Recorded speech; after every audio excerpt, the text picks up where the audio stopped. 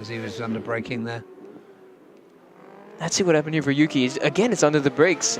Oh, the front. Yeah, the front went away. Yeah. That just shows how hard he was trying to brake and slow the bike down. And yeah, at that point, he just went through the grass, locked the front there, and then tumbled down.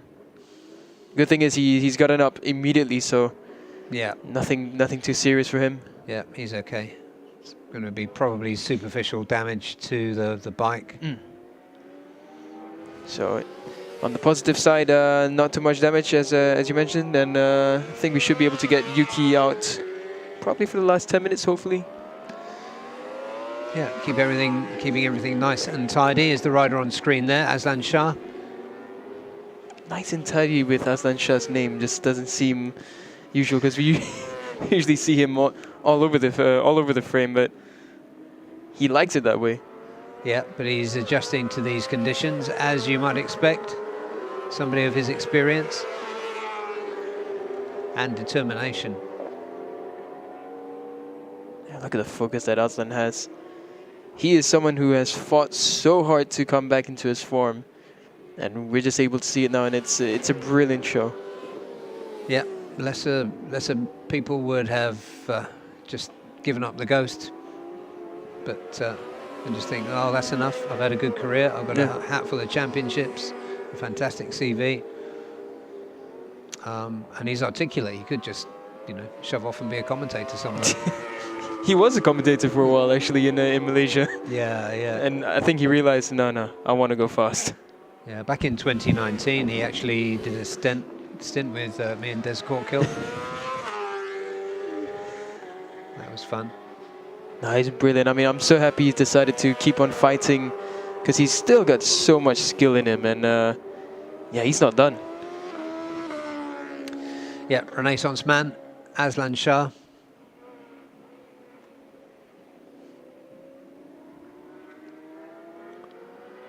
And he always brings something special for the race day.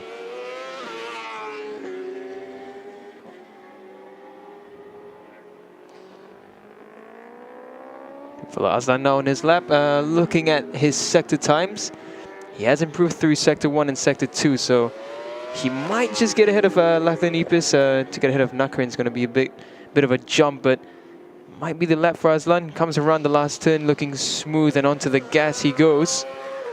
Across the line, it's a 1:44.248, so he does go ahead of Nakarin. And he's just now 1.9 away from Zakwan Zaidi. Yeah, it's progressive work from Aslan, as we saw in the first session, but he's just doing it from a slightly higher level this time. Just building on the day.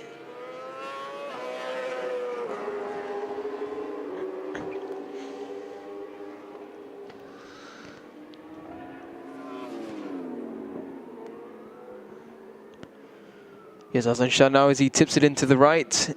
Looking at his sector times, it's a decent sector 1 from Aslan. Not an improvement though. Yeah, it's turns 11 and 12 that kind of run together.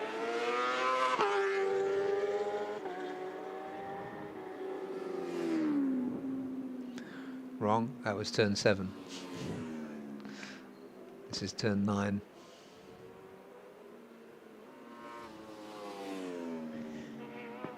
So far, weather update. No rain has fallen yet in the past 5 to 10 minutes, more or less. Yeah.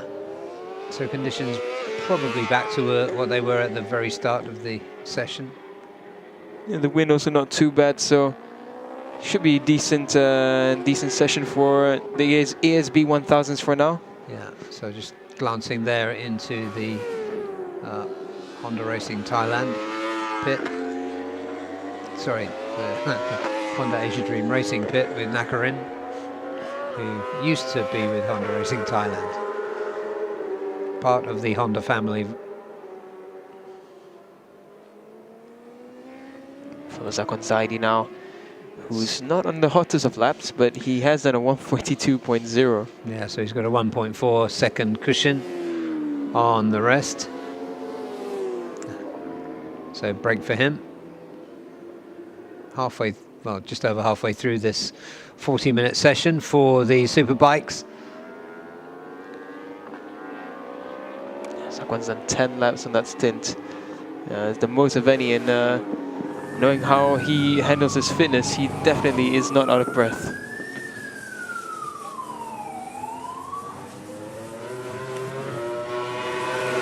So out on track now, we have still Soichiro Minamimoto, Osama, as well as Aslan Shah. Sho Nishimura crashed out, as we saw earlier. Yeah, there is Soichiro Minamoto. We haven't seen too much of him. Known to be good in the wet, although we didn't really see what he's capable of in the first session today. So that front wheel just skims above the wet tarmac. I think the struggle for Yamaha still keeps on going, and I think the biggest issue, and it has been the top speed.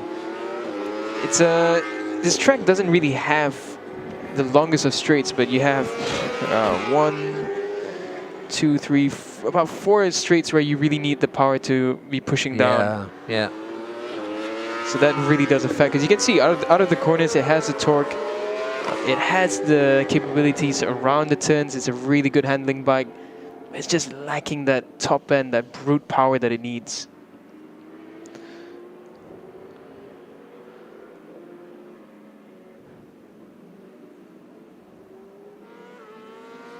Yeah, just checking the puddles there. It looks like it's reduced a little bit. I'm not sure where it's going on that turn 10.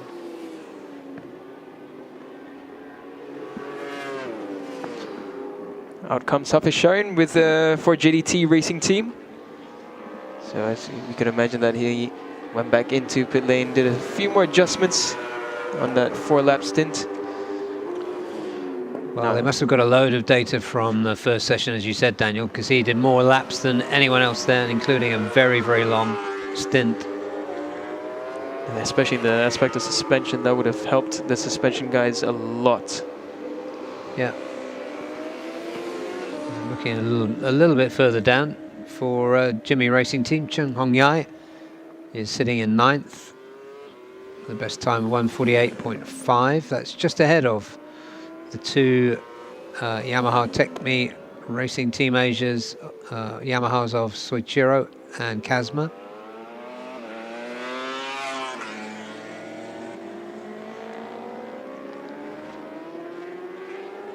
And Yuki Kuni is probably in the pit. It says in the pit on the timing screen, but that will be. And there it is. It is got back to the pits.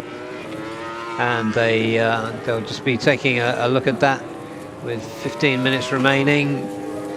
They're going to have to go some to get that out, but they can be pleased with what he's done so far. Good thing about Yuki, he's looking positive still. Yeah, he looks calm, positive. Yeah, absolutely. And the bike-wise, it looked mostly cosmetic, so they should be fine. If not for this session, the next one. Yeah, let's take a look at Lachlan Epis sitting in P6 currently. 2.6 seconds off that killer time of Zakwan Zaidi. But much closer if you take Yuki Kuni's second best time of 1:43. Yeah, it's impressive from Lachlan. 1.2 away from Yuki. Yeah, it'd be good to get his feeling later on as well about how things are going here.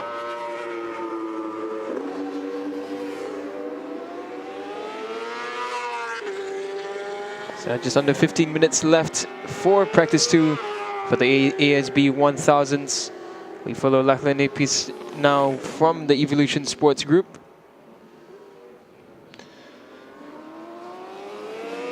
Yeah, they're collaborating with Tiryu Zhou. So Savitar, Tiryu Zhou's team, is collaborating with the Evolution Sports Group. So they have 2 bikes in the garage there, which can only be a good thing. There's Pasowit once again with the black fairing.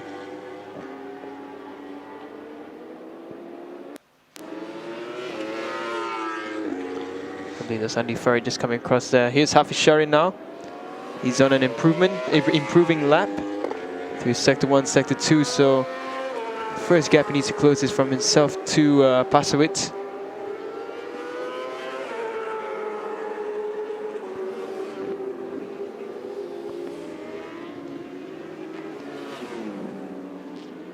track looks relatively dry, but you can see how wet it is by the spray. Neatly around the final turn. So Hafiz does improve, but he doesn't move up any positions. So he remains in 8th for now. It does close the gap to Pasawit. Cosmo Daniel just comes across and improves to 147.794. Puts him up into 10th for now. That Ducati twitching quite a lot as he was banging through the gearbox just then.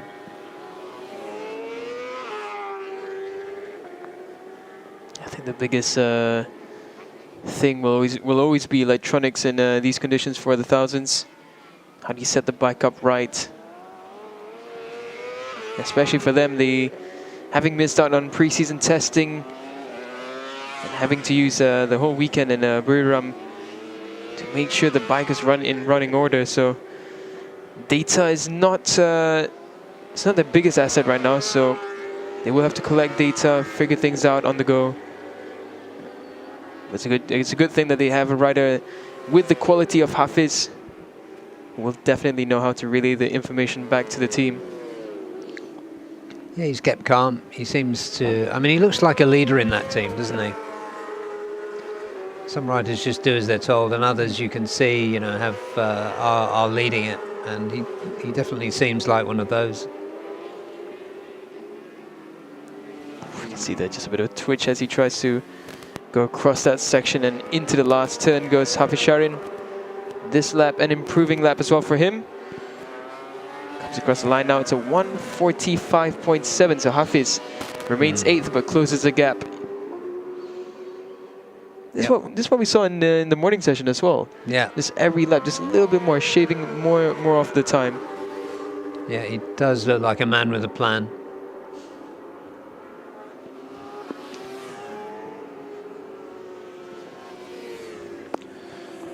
The top 3 look unthreatened currently. Sakwan, Yuki and Andy Farid. Yeah, Sakwan clear by 1.4. That's a bit closer between Yuki to Andy and then to Azlan.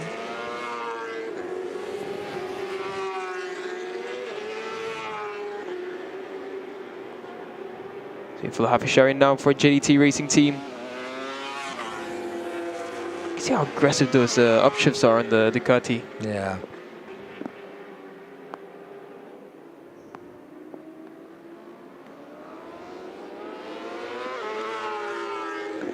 I will say one thing, they really did a good job with the rain lights for the Ducati V4.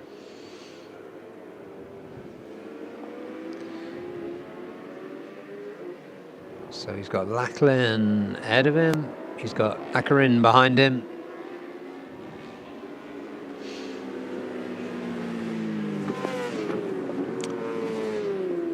Such good quality in this field. Sharon again on an improving lap by the looks of it. So this should close the gap further to Pasawit, or maybe even take him ahead of Pasawit. Comes across now 145.0. He does go ahead of Pasawit up into 7th. Yeah, it's just like climbing a ladder, isn't it? Step by step. Once again, I'm surprised to see Kazma and Soichiro as far down the order as they are. Be more than 4 seconds off the pace. Because you'd think with the skill of those two riders that they'd be able to do better than that. So that's a question mark. Yeah. So Hafiz aborts this lap. Now he got into traffic there with a rider in front of him, so you can see he was just tipping into the corner and then right on the racing line. That lap got disturbed by him. Nakarin. He's got Teo Joe trying to hold on to him on that distinctive Savitar BMW.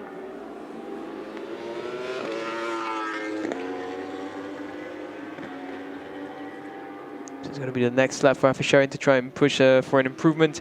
For now we follow Nakarin. Oh, look at Hafiz there fighting the bike for grip. And there comes Azan Shah. This is an interesting trio if they bunch up together. Nakarin, Aslan and Hafiz. And Teo Yujo about to get tangled up with them. Here comes Kazma. And there's Teo Yujo now on the Savitar ESG Team Asia machinery. The last time Teo Yujo came, he didn't even complete a lap and got into a nasty crash in the last turn. Yeah, and that injury really dogged him, didn't it? It took a long time to recover. It was an ankle injury? Yeah, it was there's one of the bones in his right foot, I think it was, right or left foot, where he had a fracture there. And it took him a while to recover. I think even when we went to Buriram, he was still in pain. He was, yeah.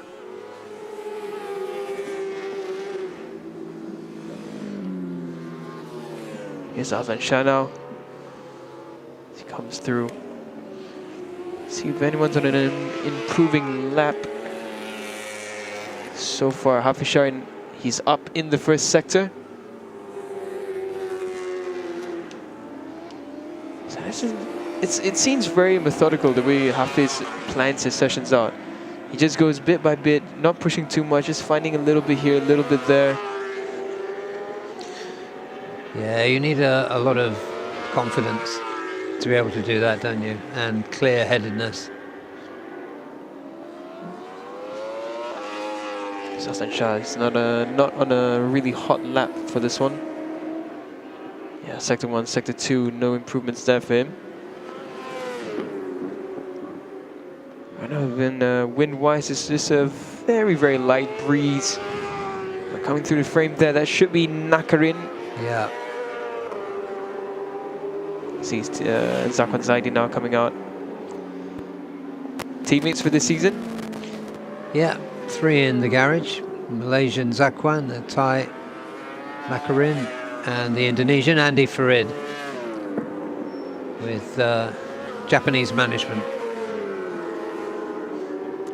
Hafiz Shah just came across there with another improvement, 144.722. Closes the gap down further for him. So he's just shaving off about 0.1, 0.2 every lap, and it's I would say this is a good way that he's going about it. He's really just taking his time, just to understand everything. And now he's closing down to Lachlan Epis' time. Just 0.1 away from him, 0.7 away from Aslan, and just a second and a bit away from Nakarin in 4th. Thinking about Zakwan, he's got that incredibly fast lap in. But what about his overall pace? I didn't really quite catch his pace earlier, but I think now we'll have him for about 2 or 3 laps now. He's just come out there behind behind Andy. So it'll be interesting to see whether Zakwan can string together a few 1 minute 42s. Yeah, it seems like Yuki Kuni has probably done what he can for this session after that crash. Yeah, it was an unfortunate spill for Yuki.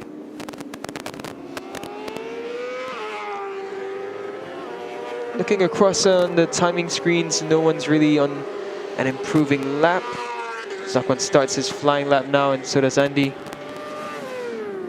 But it seems that the Hondas are really, really strong this time around here in Zhuhai.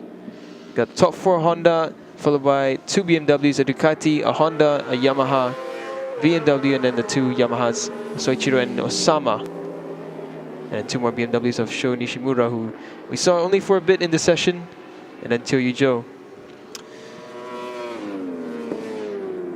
Yeah, and looking at Jimmy Racing Team's Chun Hong Yai, he's almost 5 seconds off the best time of Zakwan, but sandwiched between Kazma Daniel and Soichiro Minamoto. Just to give it a little bit of perspective.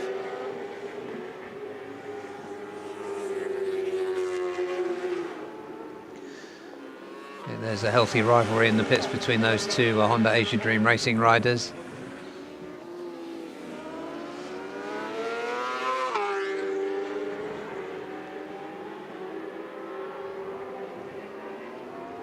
Follow Andy for it now. He's on an improving lap, so Andy will close the gap down to his teammate Zakwan behind him. Zakwan not on a hot lap. His Sector 1 and Sector 2 are quite a bit slower than Andy in front of him. He pushes on now. You can see that little bump there on the track that just upsets them as they go through. Zakwan Zaidi now picking up the bike straight so he can get onto that power. And Andy does not improve on this lap. Sector 3 let him down. Yeah, Zakwan looking really good in these conditions. We know how good he can be in the wet. We've seen him win in the wet numerous times. And he's really got it together in this session. Last time around, 144, which looks around about an okay pace in these conditions. Aslan Shah's just dipped under 144 now, 143.7 for Aslan Shah. Puts him up into 4th. So he splits the Honda party in the top 5 now.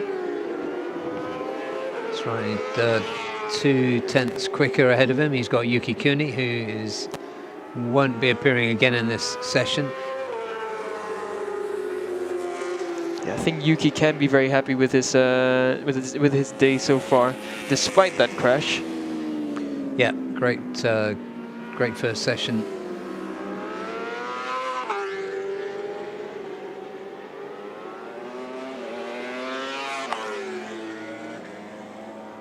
And Andy Farid, you start running out of good things to say about the Indonesian. It's just brilliant. Yeah, the way those Hondas are moving around, they go over the bumps with the power on. Andy's on a really hot lap. He's just set the fastest Sector 2. That's 0.5 faster than Zakwan on this lap. Andy comes across now. And again, it's that last sector that Andy just can't find the time. Because even on this lap, Zakwan was faster, but if Andy can polish his final sector, there's no reason why he shouldn't be lapping equal, if not faster, than Zakwan. Yeah, there is Yuki Kuni, just watching and enjoying the show in front of him. He'll settle for that P3 this time around, and there goes Aslan. We've seen that before. Lets it run over the gravel onto the grass. No harm done. How has he managed to keep that all under control like that? He just kind of floated over the top. I think Aslan might think of a career. One of those things where you kind of hold your breath, isn't it? Yeah. And just think, I think I've got this. Let's hope it stays up. Yeah, he should try motocross racing after this. I think he's doing a pretty good job at it. Here's Zakwan now, we follow him. In front of him is Andy Farid, and neither one of them are on hot laps. I think they're just trying to figure out their pace, and so far, pace-wise, it's good from Zakwan. Low to mid 143s. Andy about mid to high 143s. So I think Honda Asia Dream racing with a Steamer can be really happy with this session. Yeah, and Nakarin not quite on their pace. A few tenths down. 143.9 that time around for Zakwan. And Hafiz as well, just coming out. Oh, Hafiz has been out for a couple of laps by the looks of it, actually. So this is a last flying lap from Hafiz Sharin. But by the looks of it, this is not an improving lap for him. So he'll take the checker flag in 7th for practice 2. We will, of course, have one more practice session right at the end of the day. Possibly with dry weather, but if you look at the forecast and if you look up into the sky. Yeah, and if you look at what's happened so far today, yeah, that's definitely happy with that Ducati last time as he came over the line then. Anyway, they've got a while to sort it out. Now that sky looks brighter to me up there. but out of the window it doesn't look quite the same, does it? So it's a little bit difficult to say.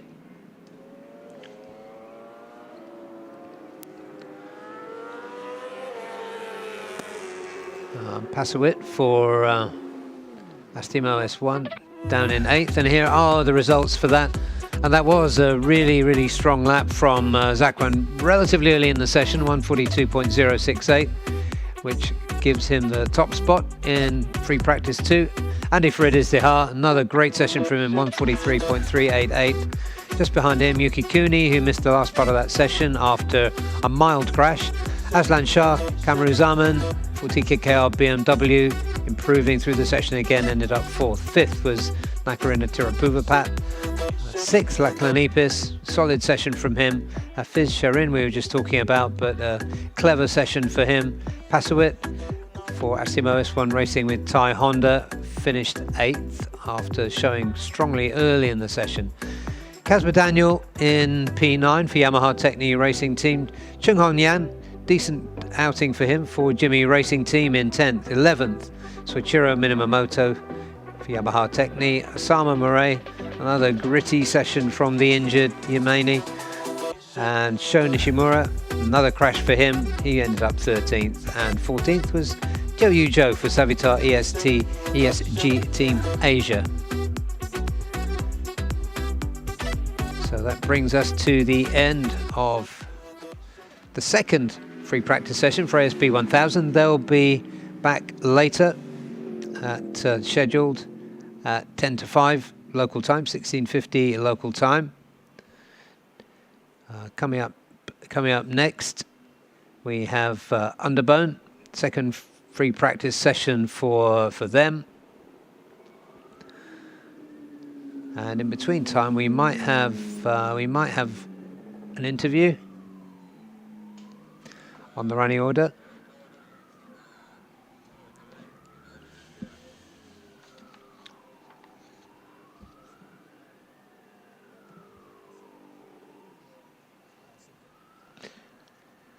Right, so actually what we're going to have this time is not an interview, but we're going to have a look around the circuit with some of the Yamaha riders. So stay with us, and when we come back after the video, we will be with the Underbone 150s for their second free practice session. So stay with us. You're at Zhuhai International Circuit for round 2 of the Idemitsu FIM Asia Road Racing Championship.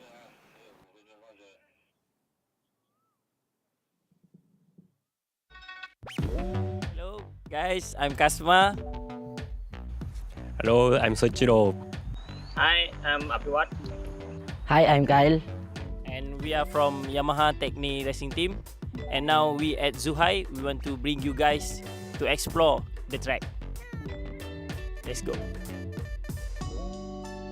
So now we arrive in turn 3, and then I want to ask the podium last year. Second place, Soichiro from 600. But this year 1000. Be careful, guys. Hello. Zhuhai is so technical track, and this turn 3 is looks like so wide, but into the corner, so feeling like small. After turn 3, change direction to turn 4. This I like feeling this change direction. So because every rider front up, then controlling. So nice. Nice. So now next, Piwat. So what do you think about this corner? Yeah, very long time to come here, and yeah, tomorrow I try in the free practice one, and yeah, after and we will see tomorrow. And the champion 2019, Underbone, now 600. Okay? 600. You can ride like the same Underbone. No, cannot ride like Underbone with 600 here. But I think for 600 also this turn, I think I will like this corner because in Underbone before cannot enjoy many rider passing, 2 rider, 3 rider going. Yes. Dangerous, no? Yes. Bobo. Yes, this is Bobo. Okay, now I think we can explore to the next corner. Oh, what? What? Hey, Kasuma-san, Oh, how do you feel this corner? I have a good man. Yeah. Yeah, I have a bad memory here. I want to check the Coco Crunch is good or not, is deep or no. Yeah, last year I make not a good race in race 1. I tried to overtake someone in the early laps and then I go wide and then I get penalty because of this, and then because I bring him also go check the gravel. I'm sorry. For this round, I try to take care. Thank you guys. Now we check to the next.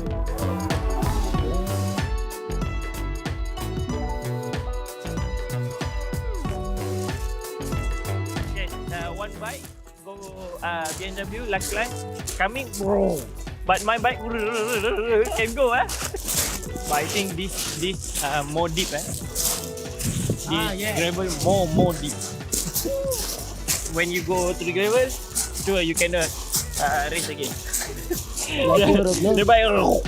So okay guys, do you know which corner is this? Right? 7, 8? I don't. Guys, I think you maybe everybody in the netizen maybe try to say something to you guys because you not remember this corner. Which? 9. Turn 9. Really? Really? You're not. No. See? Here, see? 4, 7.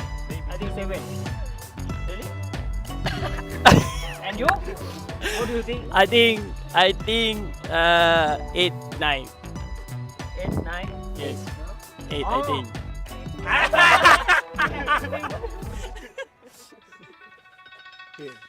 Yeah. 6. No. 9. 9. Oh, okay. This corner, this one, I don't say 8.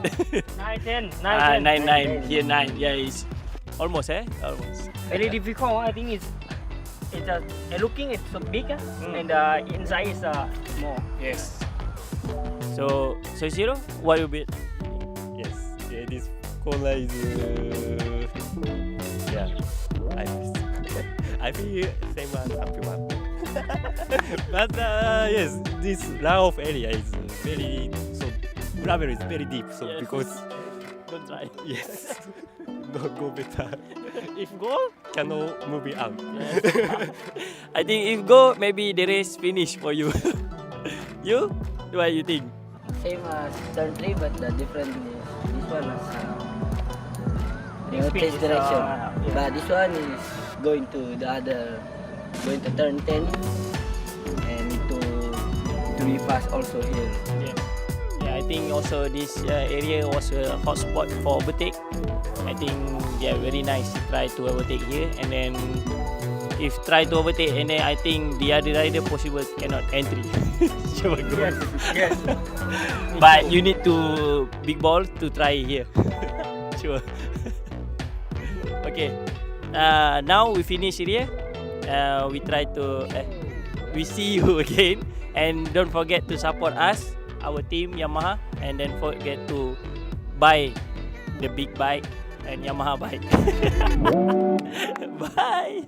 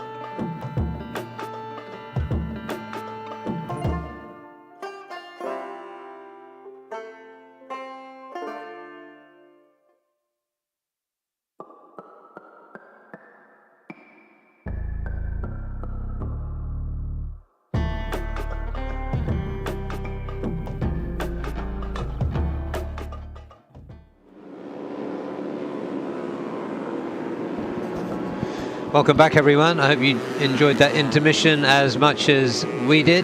We are back on track now with the second Underbone free practice session of the day, although it's not quite free because the combined times from session 1 and session 2 will point out whether these riders go into qualifying session 1 or 2 tomorrow. And of course, everybody is aiming to go straight through to qualifying 2, which means that they need to be one of the fastest top 12.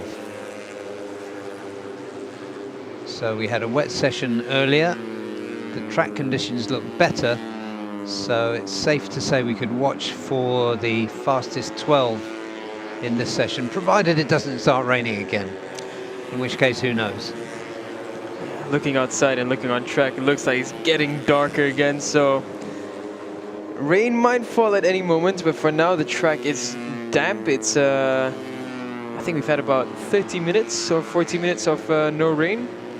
Exactly, and if it's merely damp, then they should really pull the pin early in the session to make sure they make the cut. There's the two Race Tech 60 boys there. Idemitsu FIM, who was fastest this morning, followed by team owner and double underbone champion Wayuaji Trilaksana.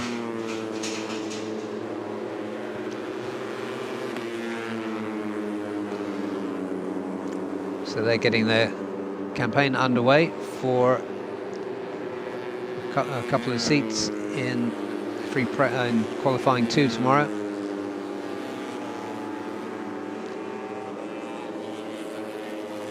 Ooh, bit of a twitch there for Aditya.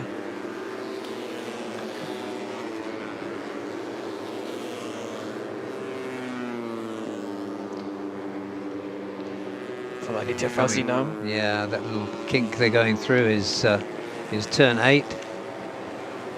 And then there's two left-handers, 9 and 10. You can see it's really business time for the Underbones. They don't want to waste any time at all. Faris Putra setting the current fastest lap at 209.8, but we know that these lap times will drop so long as it stays dry for now. For Aditya sliding the rear round. Oh, that's another twitch there for Aditya FIM. He's really trying to push on. Currently Aditya fastest sector 2, decent sector 1. Yeah, he was on a 206.8. That was his fastest time and the fastest time of the morning session. So yeah, they're definitely on a mission.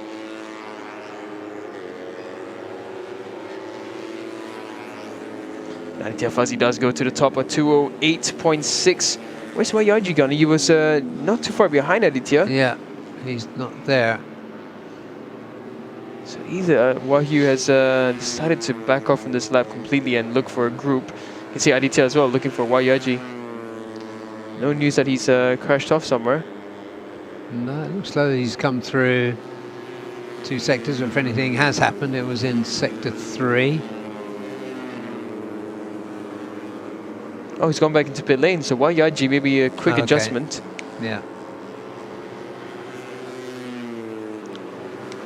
For now, for Race Tech 60 rating team, Aditya FIM, he's on top. Yeah, backing up his performance this morning. He was very good once again in Buriram, and when we saw him last season in Mandalika, we could see his potential then, so it's great to see him doubling the size of the rider lineup in the Race Tech 60 team.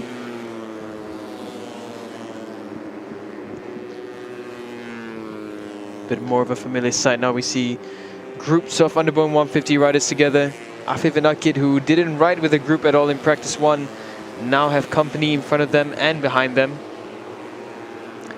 Yeah, Shafiq Rosley, he's got April King just behind him. One of the biggest shames is still the fact that we don't have the 1XOX TKKR bikes in the Underbone class. Yeah, they're such exciting riders. But speaking of which, we've got John Emerson in Guito. And we've got Afif Amran just behind him. So there's no shortage of stars in this lineup, but we are just missing a few old favourites. There's Gupita Krishna, 23, FIFAM ran. John Emerson and Gito, race winners all.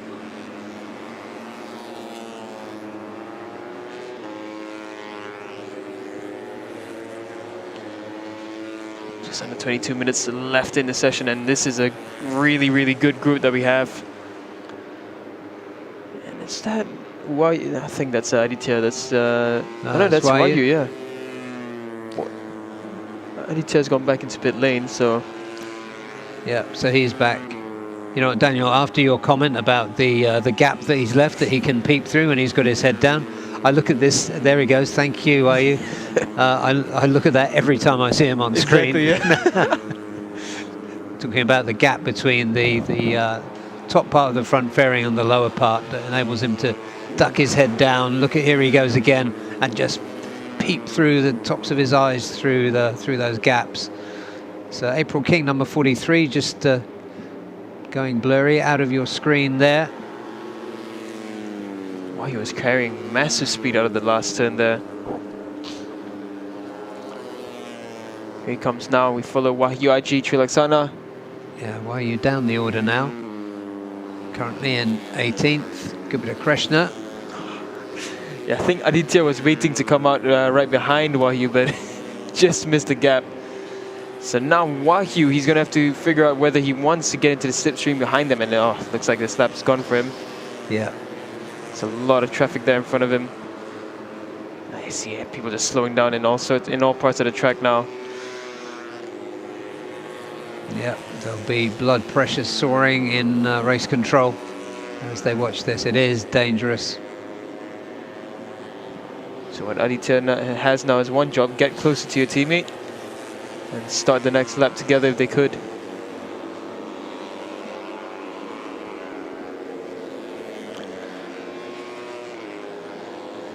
Rossi, they're just appearing on screen. John Emerson, Gito looking around. He's just behind Shafiq. April King looking around. Everybody wondering where to go, looking for a gap. There is Nazarul. He could do with a decent outing after totally missing the first session this morning. Yeah, Nazarul currently sitting in 8th at 209.614. I think the issue for them in this session is that it's hard to gauge how much grip there is on track. You can see there are a few twitches here and there, and I think, yeah, in these conditions, it's always hard to tell where the grip level really is.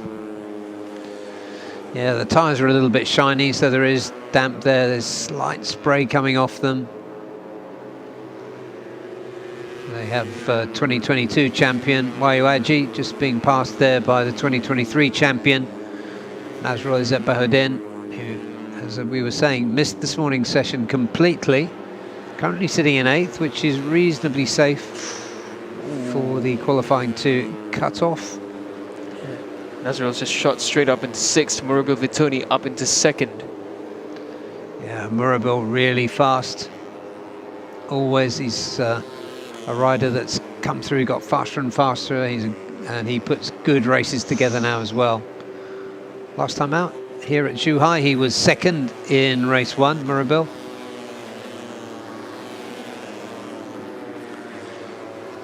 Gupita sits at the top by about 0.2 of a second from Murabil.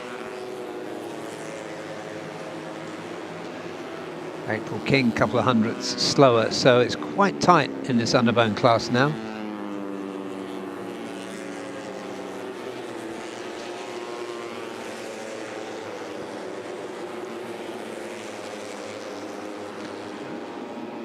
Good to spend some time with the champion, as we missed him totally earlier this morning.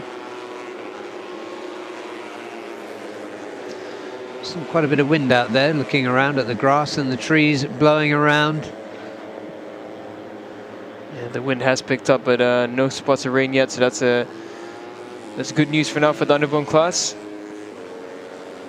Still a lot of cloud cover around the circuit, but nothing too alarming yet. And there's Nazrul. Aditya Fauzi's on a really, really hot lap now. Fastest through Sector 1 and Sector 2. Nazrul Izzat improving through Sectors 1 and 2. So is Felix Putra as well as John Emerson and April King Moscardo.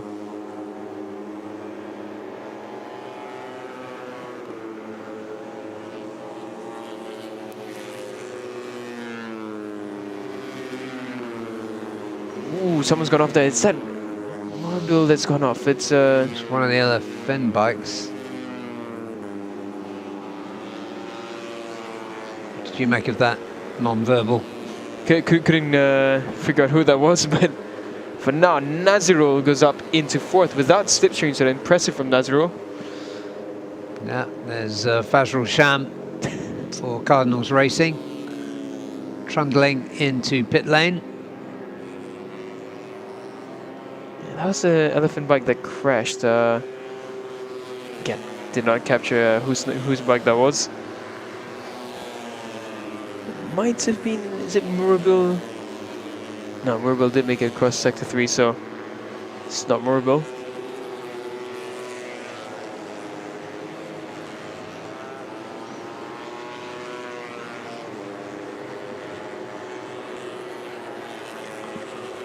I think if I were to throw a wild guess, it might be Fami Bassam. That's probably not such a wild guess.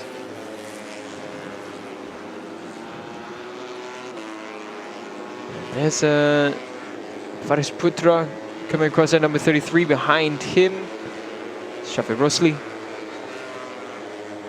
And group of riders, I think that might be either Aditya. Yeah, it is Aditya Fauzi. A little bit further behind is YUIG Trilaksana.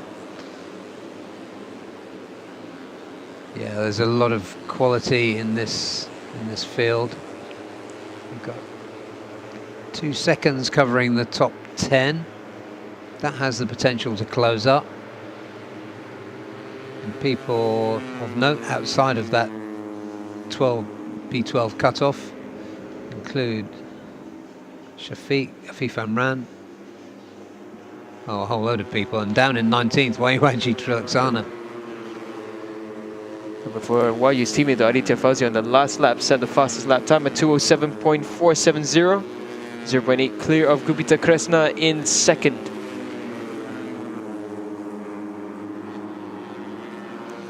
So Aditya now is on a hot lap, but Gupita is going to benefit greatly from this. Here comes Gupita Kresna now. Comes across the line. Yes, he goes up into first, 2:06.5. And while this all happened, YUIG up into 4th, April King up into 5th, Nazirul in 6th, Felix Putra in 7th. Yeah, you could almost see that coming from Gupita. He's led a lot of this session, and now with about half of it gone, he's back at the top again. Good all the way through also has been April King and Murabil. So the whole load of riders getting out of the way there. That's sharp intake of breath.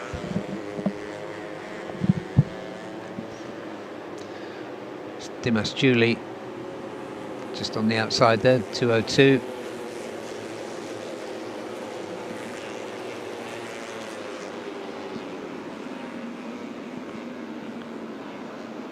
Yeah, starting to bunch up now. I can see Aditya backing off from this.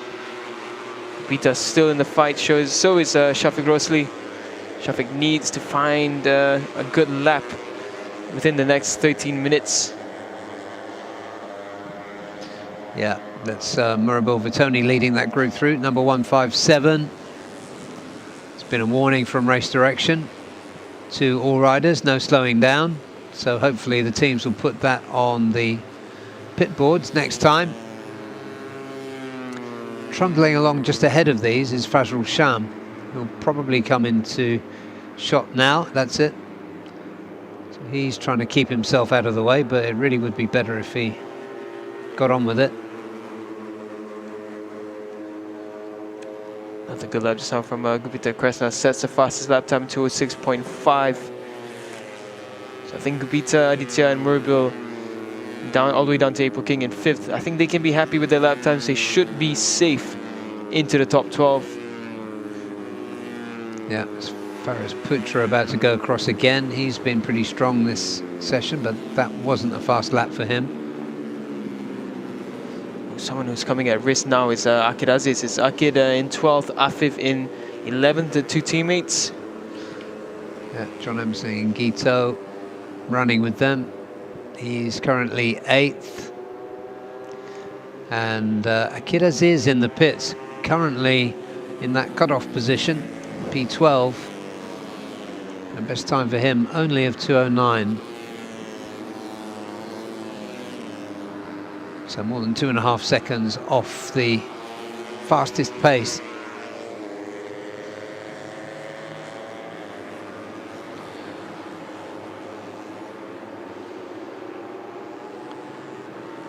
Still not really at racing speed, are they? Yeah, I mean, it's hard to say because in certain times like this, riders can feel that these conditions are more sketchier than when it's just raining, and it's hard to say whether they're just sandbagging a bit or they just don't want to push yet. But this is not sandbagging, but gravel trapping for April King. April King's had a pretty good opener to the season. Good outing in Buriram, including a podium finish, and has been going pretty well. That's a harmless excursion into the gravel trap for him. And he's currently sitting in a safe position, I would think, for qualifying 2. Here's Yaiji being hunted down by a swarm of riders behind him. He's on a decent lap. Yaiji, there should be an improving lap, but goes wide there, he backs off from it, so that's unfortunate. As much as he wouldn't want people to tow behind him, I think had he stuck onto that lap, would have been decent for him. Yeah, hand remains up, so I'm pretty sure he's going to peel off to the right any moment. Defending champion Nazarul, who also leads the championship by 1 point after a real nail-biting couple of races in Buriram.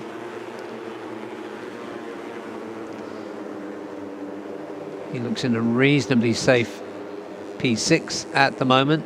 That group being led now by Fazrul Sham. Got Pirapong Luibung Peng for Team One for All coming up behind him. And the number 32 machine of Yusuf behind him.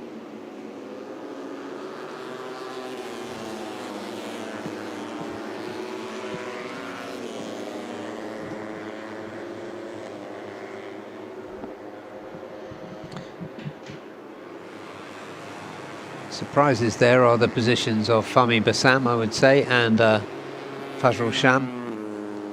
They're way down the order.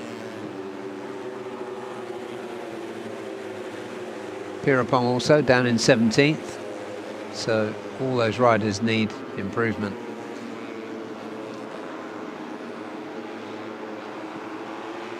Now looking across into the over who's top 12 currently. Akid Aziz, he's just at the bottom there, so Akid not safe at all. Giancarlo could really be the upsetting factor for Akid. Just needs to find a .192, and Akid will be out of Super Bowl. So it's a big task for the Pittsbike one-way team now. They have to find something to ensure their safety. Yeah, Nazarul now trying to get himself a little bit of space at the front, but it's not happening. He moves to the front, but he's got himself swallowed up and held up. Oh! And was that Afif? Yeah, that was Afif there, and it nearly threw Nazarul off.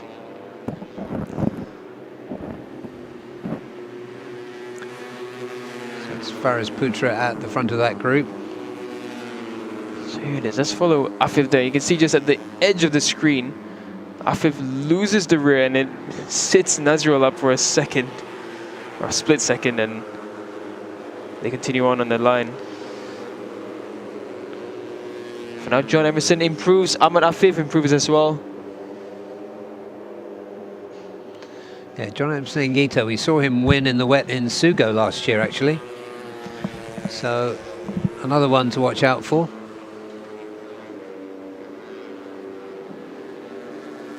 But we often see Gupita at the top in practice and qualifying. So I think that's Aditya Fauzi letting these guys go. Dicha in a pretty safe position for qualifying 2, currently second. The best lap of 2:06.6.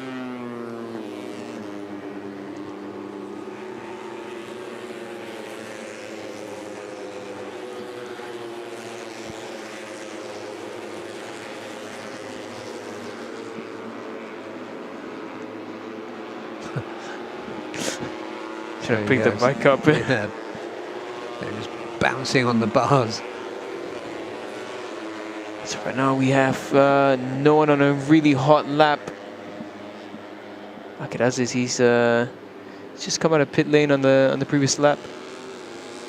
So he should start his flying lap anytime now.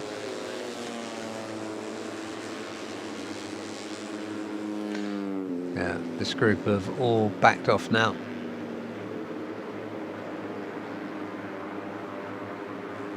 Akiraziz, he's on an improving lap, so look out for Akiraziz's name. He might shoot up somewhere into the top 10.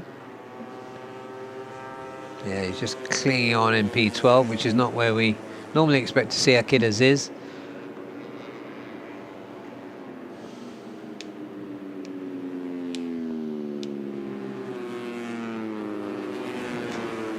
Fazrul Sham just playing with his visor there. I just wonder if there's some misting creating a problem for him. There's 33, Faris Putra, and 32, Yusuf Fadila, crossing the line.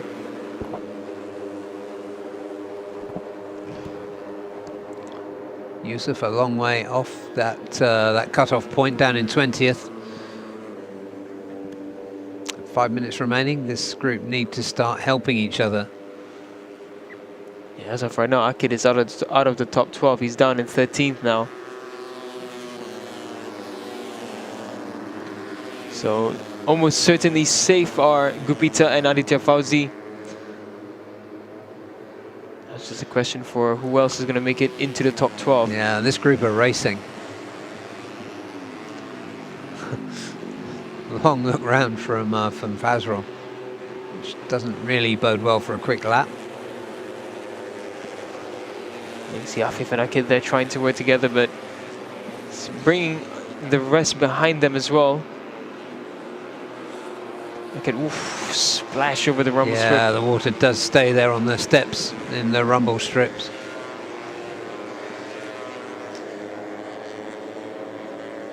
So Pirapong at the front of this group now, followed by Akid Aziz.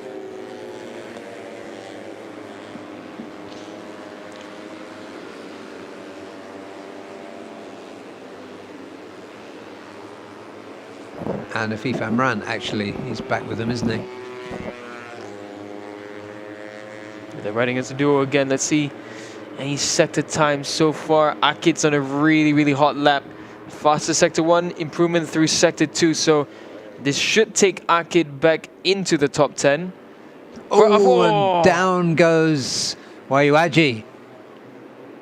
That is unfortunate for Pretty sure Wayuaji. that's Wayuaji, and there's a big lump of something right on the racing line there. Yeah, it's a slider that's just come off his right knee slider. Yeah. I think he's contemplating whether to take the slider or not. I think he has He's going to decided. kick it. So let's see what happened here. So this is Wayuaji coming into frame. He's just leaning into the turn, and he lost the front very early on and it just went down. And whoever that was that came across on the UMA machine was very lucky to escape that. As well as the two LFN bikes. Yeah, that's a really awkward place to fall. It wasn't too fast, so no harm done to the Indonesian. But there is Afif Amran. So that's Afif's session done, and he's down in 12th. Where did Akid end up going? Akid went to the top, a 2:06.422. While all that was happening, Akid Aziz pulled out a magical lap. While he was on the hot lap you were talking about, Daniel. This is what happened to Afif. Oh, this was at the last turn. That's a fast crash. And yeah, Afif just lost the front there. Surfing on the bike for a second, but that's a fast place to crash out on. Yeah, it's a bit more work for JRT Pit's bike. need a bit of polishing. Good thing that FIM did come away from that, by the looks of it, without any injury. So Yeah, absolutely. it's a good thing, because that's a fast place to crash. I think easily these underborns are doing 140, 150 through there. Yeah, it must be. But that, Hand up from John Emerson and Gito. He doesn't want to get involved in this gaggle. okay, there was looking down at his bike. It looked like he was unhappy about something, but he's at the top of the list now. Or he could be, yeah, or he could just be looking for some space, I'm not sure. Aditya Fauzi, impressive all the way through Aditya. Less than 0.2 off the best time set by Akid. Murabil Vitoni, also up there in P4. He's hounding Pirapong across the line to complete another lap. And that was a 207.6, which is decent. And Aditya goes back up there. He's really showing something special, isn't he? Yeah, it looks like looks like Racetech 60 Racing has 2 stars in their team now. Team boss Wayaji and Aditya Fauzi. He's been so impressive in this weekend. Top of the list now, Aditya Fauzi, followed by Akid Aziz and Gupita Kresna. This group just holding themselves up now. Aditya Fauzi's in there, but he doesn't need to worry about that. Bit of target fixation there for Murabil, looking at Aditya and Akid. So that will be the session done for Aditya Fauzi, Akid Aziz and Murabil Vitoni. But the rest of the group will be continuing on. But I don't think anyone's going to be on a hot lap. Looking at the sector times, Dimas Julie's on a decent one. And, well, by the looks of it, only Dimas Julie. Everyone else not improving through sector 1. By the looks of it, most of them backing off anyway. So it looks like the top 12 is secure. And Afif just making it through. Unfortunate last corner incident for him. At least he can go back to the pit knowing, well, with good news that he will be in Super Bowl. Yeah, I mean, surprise rider's missing the cut there. I would say Masato Fernando, he shouldn't have missed it. Nor Giancarlo Maurizio, Fahmi Bassam, Pirapong, Shafiq Rosley, Fazrul Sham. Yeah, plenty of quality in qualifying 1 tomorrow. Yeah, I think. Yeah, sorry, not straight to Super Bowl for top 12 qualifying 2, but yeah. Yeah. Mentioning the wrong thing, but apologies for that. But yeah, Ahmad Fazrul Sham. It's weird because the gap is about 4 seconds from his best time to Aditya Fauzi, and that's not at all what we expect from him. He was decent in practice 1, so possible bike issues for Ahmad Fazrul Sham. Oh, and down goes right at the end. That's John Emerson and Gito.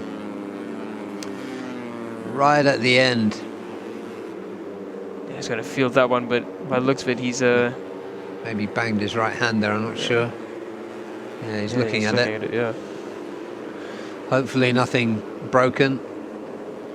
See replay of that again. It's the last turn, and you're carrying so much speed. You can see that little bit of chatter there through it, the front away.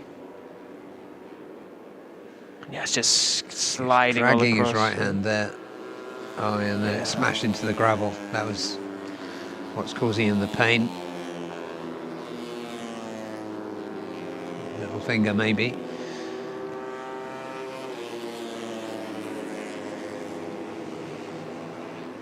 But another brilliant session from Aditya Fauzi. He's topped both sessions.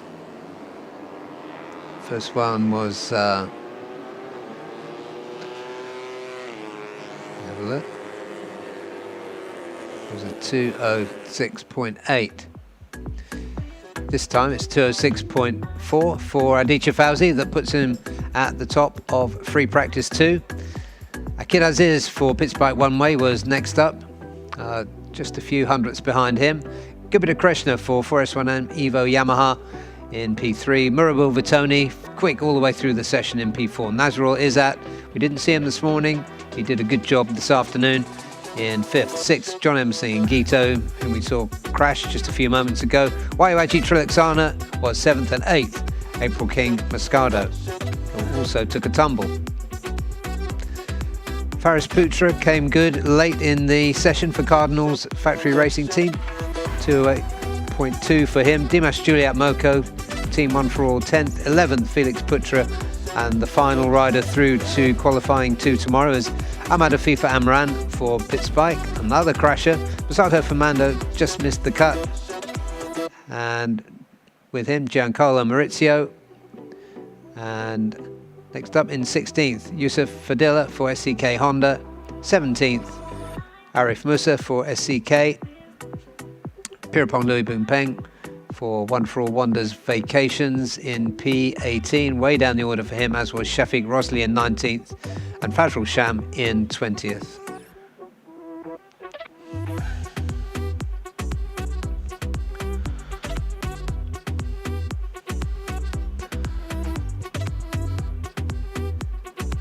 So with that session being done, they will be back on track first thing tomorrow morning for qualifying sessions 1 and 2. We're going to take a short break, and then we'll be back. And when we come back, we'll be back with the second session for the TVS Asia One-Make Championship. We're here at Zhuhai International for round 2 of the Idemitsu FIM Asia Road Racing Championship. Stay with us. Idemitsu engine oils are precisely formulated for meticulously engineered Japanese car engines. We are committed to delivering optimal performance. We fulfill this commitment through 5 ultra-protective benefits known as Quintec Guard. They unleash the peak performance of treasured cars. Drive anywhere with confidence. Feel the excitement in your heart. The highest quality engine oils in the history of Idemitsu.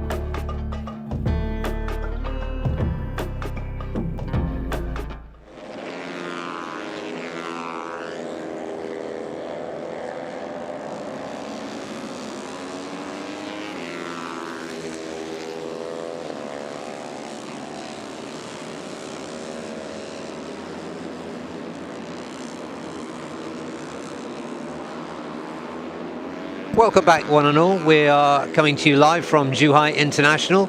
It's the afternoon on Friday, which means it's free practice, and on track now is the second free practice session of the day as Dekiciano Aldi high sides himself out on what could have been his outlap. He's hopefully just winded, but that was a pretty heavy tumble he took. There he is, the number 5. And you watch the back's going to step out. It's gripping, spat him over the top, and he landed heavily on his left side. I'm sure that knocked the wind out of him as well. Hopefully that's all. An unfortunate start for the young Indonesian.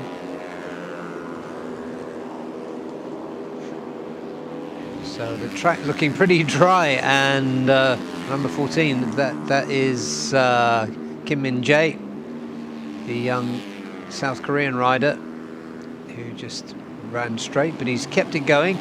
Good job through the gravel, so he didn't get bogged down in the gravel, and he's got himself back on track. And there's another faller at turn 14, and that's brought out the red flag. So 3 crashes on the first time around for TVS Asia 1 make. Yeah, this must be something left on track or something that has brought out the red flag, because all 3 incidences ended up in the gravel trap, and that should be okay to get the track clear, but something must have caused this. Suya Zhang, that's Sartak. So second red flag of today's round 2 here in Zhuhai. Tricky conditions it has been. Yeah, so Sartak, the much fancied and prodigiously talented Indian, didn't make a particularly auspicious start to this session, but the red flag is out, so they're going to get back and start it all again. Hopefully there's nothing slippery on the track, no brake fluid, no oil. So let's see as we look at one of our master snappers there. Shout out for Shazli, a real maestro of the lens, keeping his equipment dry, keeping the fabulous images coming.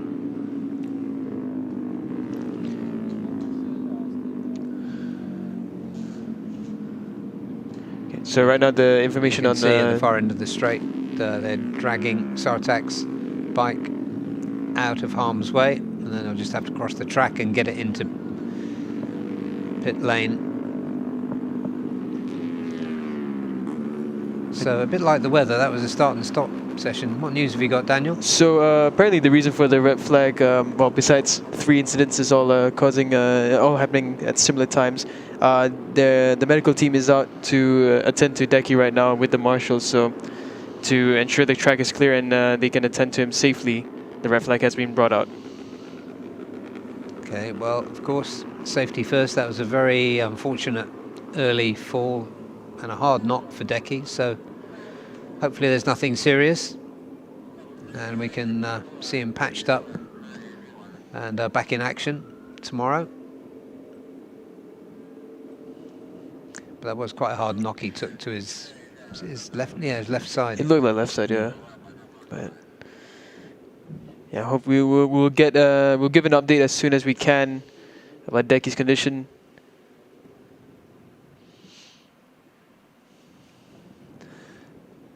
In any case, we'll keep it safe as we look at this quite a special camera angle here. You can see a bit of everything. You can see the circuit, the big control tower building.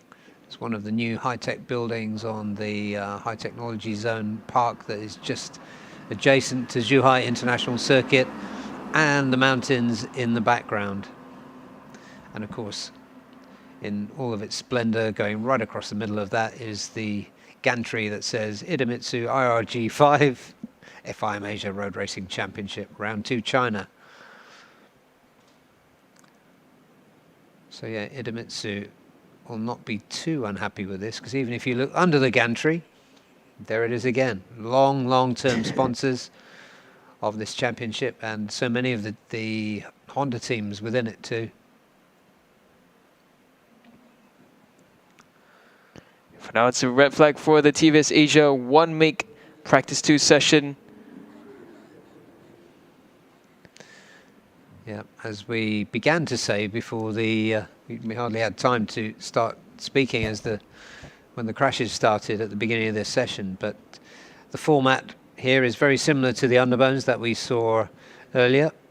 It'll be the top 8 on combined times that go through. Now the first session was wet, so assuming they get back on track while it's still dry, it will be the times from this that determine who goes through to qualifying 2 or qualifying 1B as they call it for TVS. And those who don't make it will go into qualifying 1A and shoot it out so that the top 2 can join the qualifying 1B.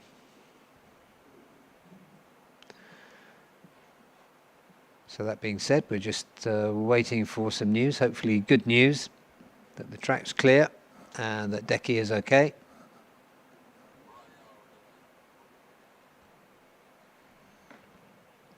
Now the track conditions, well, we can expect well, it's not wet like it was earlier today, but can still expect it to be damp enough to cause a bit of gingery riding from the riders.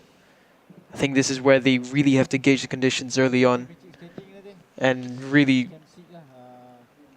ride with caution. But those who can get the feeling in these conditions will excel and will put in decent times. Yeah, that's right. And these conditions are sketchy. They look dry from where we're looking now, but on track you can see there's still, it almost looks like steam coming off the wheels as they go around. So let's just, while we wait, let's take a look at the championship standings. Well, Hiroki Ono took another double win in round 1 just a month ago at Chang International Circuit in Thailand. So he leads with 50 points. Sarthak Chavan, the exciting young Indian rider, is next up, 14 points down with 36. He had a third and a second. Ramdan Rosley had a good weekend too. He picked up 31 points. Muzakir Mohammed, the defending championship, decent opening for him on 27 points. Deki Chano Aldi, 23. Also on 23, the young Thai rider, Ati Kanger. Warapong Malahuan, the 2022 inaugural season champion, down in 7th with 17 points. And Chirant Vishwanath is in 8th on 14 points. So the big question is, who can take the fight to Hiroki Ono? Hiroki Ono this morning in the wet practice left it quite late, as he often did, but put in a really quick lap to take the glory away from everyone else and grab the top spot. And to be precise, he did a 156.4, which was 1.2 seconds clear of Muzakir, who was the next best. So he started again where he left off.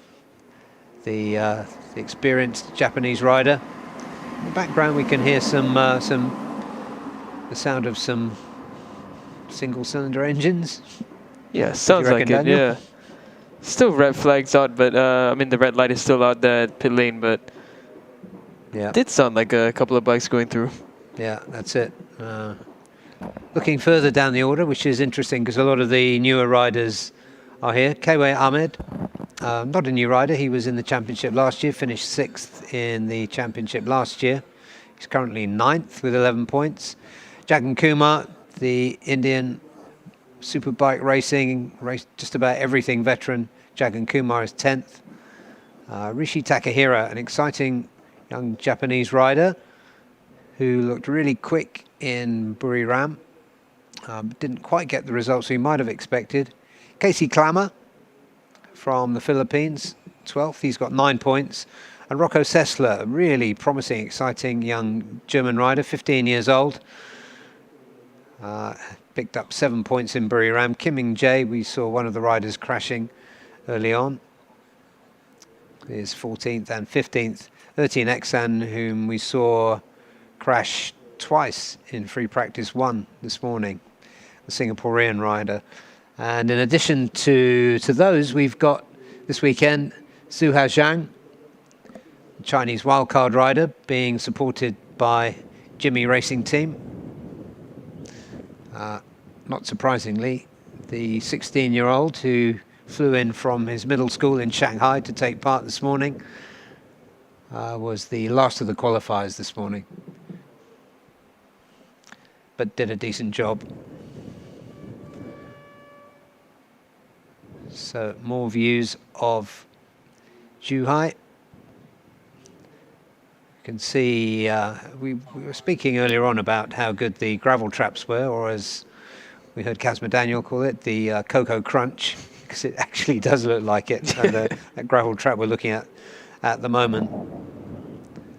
I did put a foot in that particular one yesterday, and my foot sank in up to the ankle. You can see the bit of work being done at the last turn, so I suspect that's from Sartak's crash. Maybe a bit of oil out there or fuel on track. Yeah, we just had a note from Race Direction that the track will open in 3 minutes at 3:15 local time. But the marshals are still working with the brushes and the absorbent material to get any oil up off there. And I can also see the familiar figure, even at this distance, Meng Heng at the back there. You can see him, Daniel, right? Really familiar. He's got the brush himself, so he's helping. One of the great characters of the ARRC, going back to the two-stroke days when he was one of the top riders in the series. Now the FIM appointed safety officer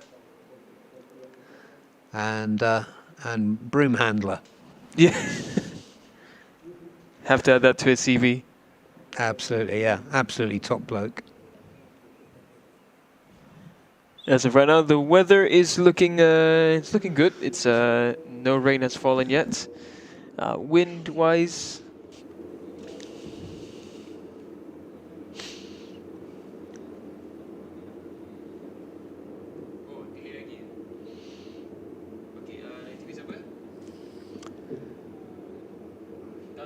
so I think that this it will take a little bit longer than advertised to get clear, as the work goes on to get the slippery stuff off the track at turn 14.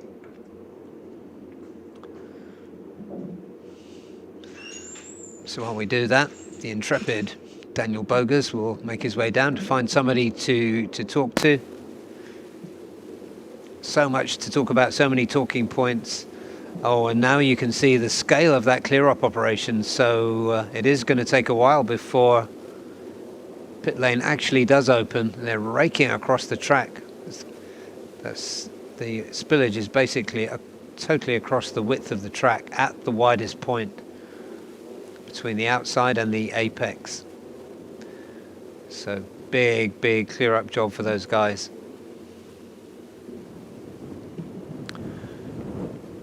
So we will need to wait a little while, so we should get a revised estimated pit opening. Well, there it is, pit exit open until further notice. I think that probably means pit exit closed until further notice. But we will wait, because that stuff needs to get sorted out. And not only have you got the oil in that mix, you've got the water making it extra sticky. And the riders sitting on their bikes, waiting to go, but there's no chance of them going just yet. They're going to have to take another breather, flip up the visors, and be patient. They'll be getting the same message that we've got, as you can see from the body language.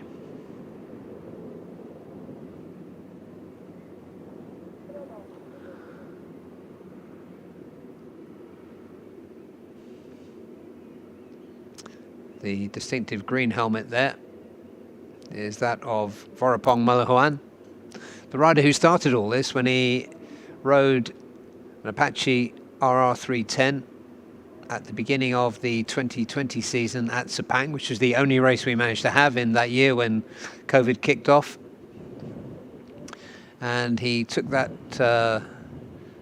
that machine in P4 in the AP 250 race, and said at the time, I think we can go faster than the 250s, and then the idea was born, and here it is now in its third season, TVS Asia One Make Championship.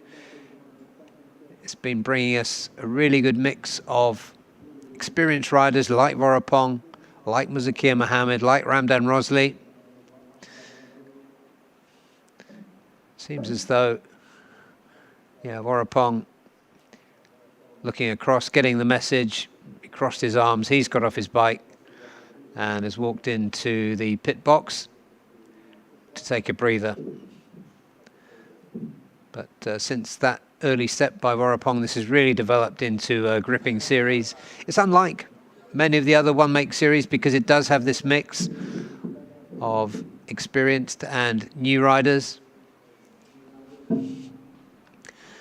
And one of the things, the most exciting things we can hope to see, riders like Rishi Takahiro and Rocco Sessler, the German, coming into this championship, and Sartak Chavan, the rider you can see just walking out of the bottom of the screen then was Hiroki Ono, championship leader. But it's really exciting to see some of these young riders coming through and to see how they do when they've got such good benchmarks to base themselves on, like Vorapong, like Hiroki Ono, like Ramdan, Muzakir, and so on.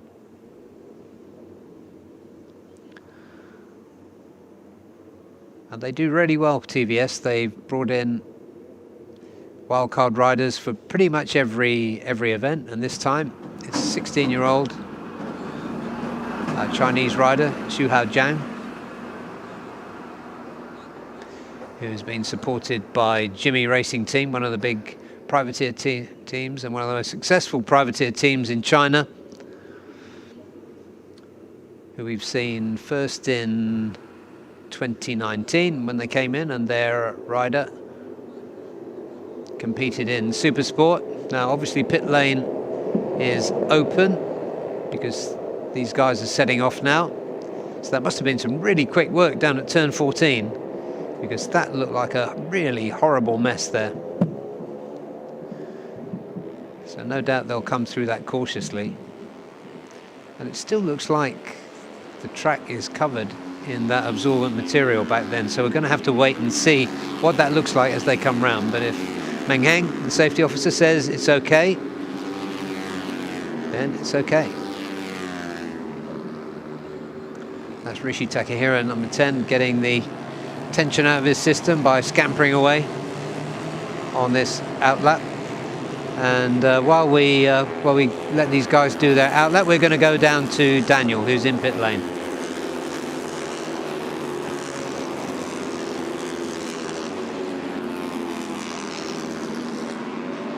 I mean, it's been mostly a wet session, but we haven't seen anyone really struggling with grip. How is the feedback been so far across all the categories? Generally very good, to be honest. The tyres have been coping well, and actually the track has given us good grip in the wet. So the tyres are wearing down nicely and no dramas. And currently the conditions are what I would say is damp. It's not really wet, it's damp. How do you think they're going to fare out there with the wet compound song? Personally, I feel now, looking at the weather ahead of us, I think it's going to stay dry, which obviously we're going to get into a drying line. That's the moment when I suppose we can get some spin and some sliding, but also it can tear the tyre. But generally speaking, the tyres are standing up to it. It's great to hear. Thank you so much. And we'll catch you later on during the races. You're welcome, thanks.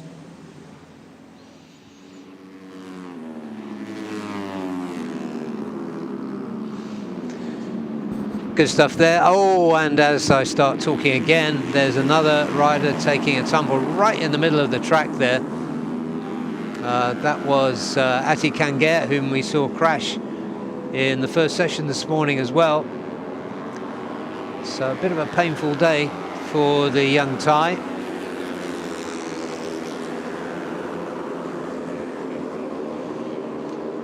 So here they are on their warm-up lap. It was just lack of attention, a complete brain fade. He kind of wobbled into Ramdan Rosley and then fell off.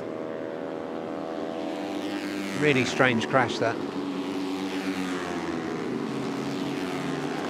Oh, and here is another crash. This time it's the number 13 machine of Casey Clammer, Filipino rider. So he's down as well. So these TVS riders really struggling with these conditions. They've hardly done 2 laps in total, and there's been 5 crashes. You count the 3 that happened before the red flag came out. Casey there, just holding his hands together. Hopefully it's just a sting, nothing too serious. And also running off there is Irvin Eksan, the Singapore rider who crashed twice this morning. Oh my goodness. I feel like this is a crash report.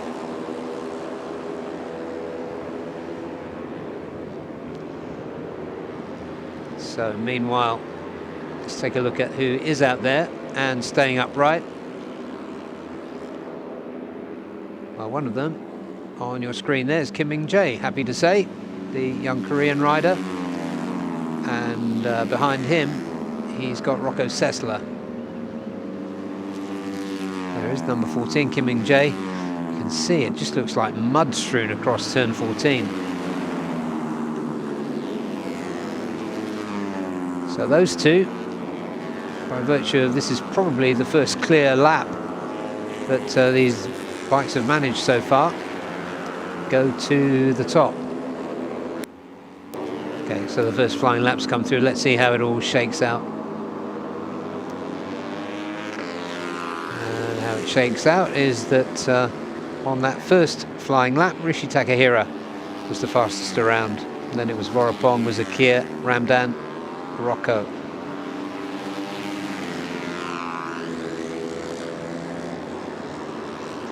Number 3 they're going through is Vorapong.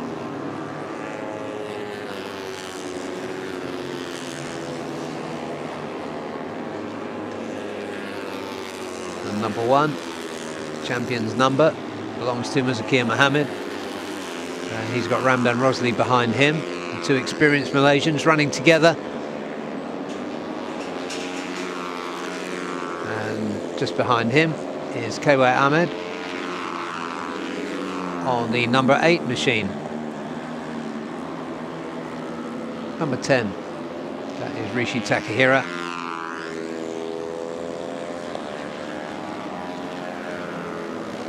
And we've got Chirant Vishwanath running with those guys as well, so hopefully things are settling down now. And no more offs for this session. That's Warapong, number 3, taking a look inside Rishi Takahira. Zakir cautious, foot down as they go into turn 7.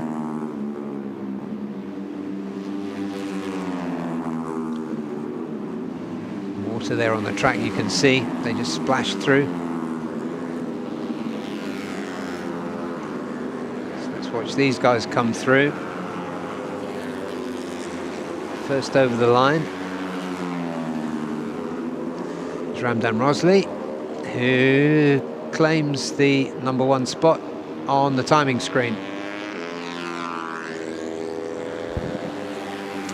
There's a good lap from Chirant as well, the Indian rider. He's second best currently, and Vorapong is 3rd ahead of Muzakir. Hiroki Ono lurking in P5. We haven't seen him yet, but you can expect to see him lurking there for at least another 5 minutes before he pulls the pin, just to let everybody know that he's still there. He set a decent early lap time, and it's pretty much his character at this point. Just lay off for a bit and then push on again right at the end of it. Yeah, right at the start of this session, I was about to summarise the interview you did with Sal from Dunlop, and then they started crashing again. So I haven't done it yet. What did you make of all that, Daniel? So yeah, I mean, I think it's what we expected from Dunlop. They do really well in the wet. But what he did mention was interesting. I know they have, they do analyze the weather very well. He said we're likely going to expect dry conditions throughout the rest of the day. And yeah, the concerns come when we have a dry racing line that does chew up the wet tires quite a bit. Yep, as you'd expect, I guess. So yeah, Kim In-jae making a decent job of things this time around. Currently 10th quickest. He's the number 14, the young Korean.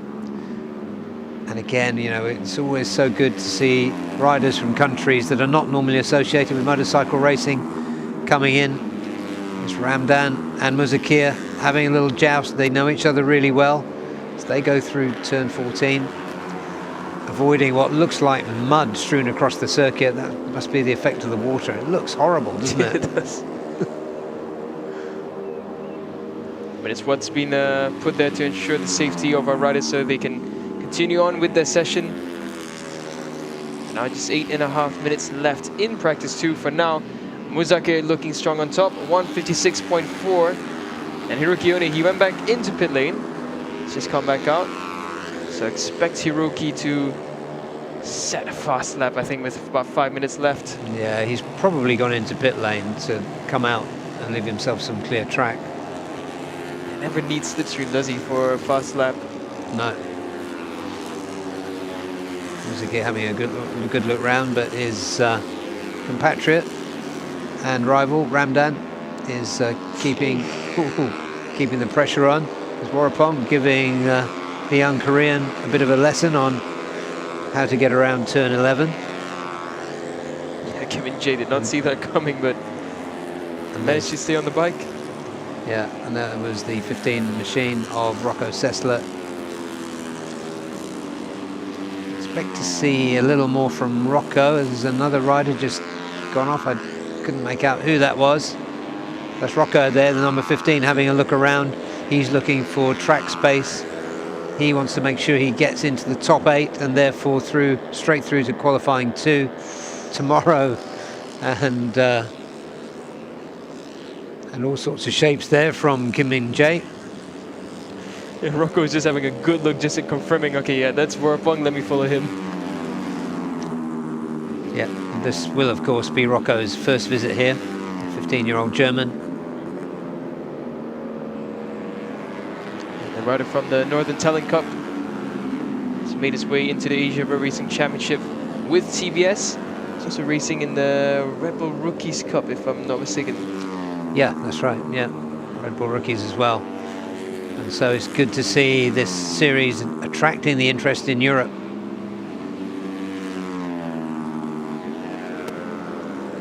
The quality of talent in every category right now, it's immense. We have so many young talents in the TBS Asia, as well as riders who we've known for quite a while. Yeah, I mean they've got benchmarks they can measure themselves against, like Ramdan and Muzakir, and of course Hiroki Ono. 6 minutes left. Hiroki Ono has not pushed yet. So expect it to happen in any time in the next few minutes. Rocco holding on there. He's trying to stick to the back of Warapong. Warapong's made it past. I think that is... Yeah, that's Warapong and Rishi Takahira. So quick little group that, potentially. Rishi, another rider with NSF experience. He's riding in the Asia Talent Cup for the 2nd season now. Yeah, but last time around it was Sartak who has jumped to the top of the timing screen by a margin of 1.57 seconds by the young Indian. Remarkable stuff. He's really brought some fizz into a championship that was already pretty fizzy. And in these conditions, you really need to have a good gauge of where the grip levels are. And he's one of the riders who, I think he's the one that crashed in turn 14, wasn't he? Yeah, he was. Yeah, he's the one that created all that mess. That turn 14. Messy boy. That's amazing. He's crashed off there. He's got back on. I guess in his mind, he's like, okay, I know where the limit is, so just stay just a bit under it. Yeah, exactly. But really impressive stuff. And there we go, And, Hiroki Ono. oh, look, what a surprise. Hiroki Ono has just asserted himself with under 5 minutes remaining. Has he gone too early? So Hiroki Ono taking charge once again at top. He's topped the list now. 154.310. Yeah, almost 6/10 on Sartak, upon whom we were just heaping all that praise. Nevertheless, I'll let the praise stand, because he is a remarkable talent. There goes Vorapong. Decent session for him. He's kept in about P3 for most of it. There's Rishi Takahira, the young Japanese, just behind him, number 10. Just behind Ricci, there's Rocco trying to stick with the two in front of him. Rocco's not doing too bad. He's in 8th currently. Yeah, using all the track there. So it came out turn. I just got lost on the track.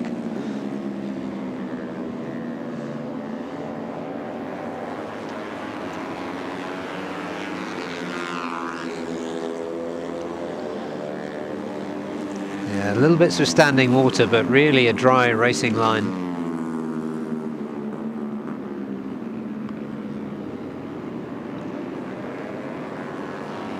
Number 12 there going right through, that's Irvin Egsan, going right through what looked like the deep part of that clear up job on turn 14.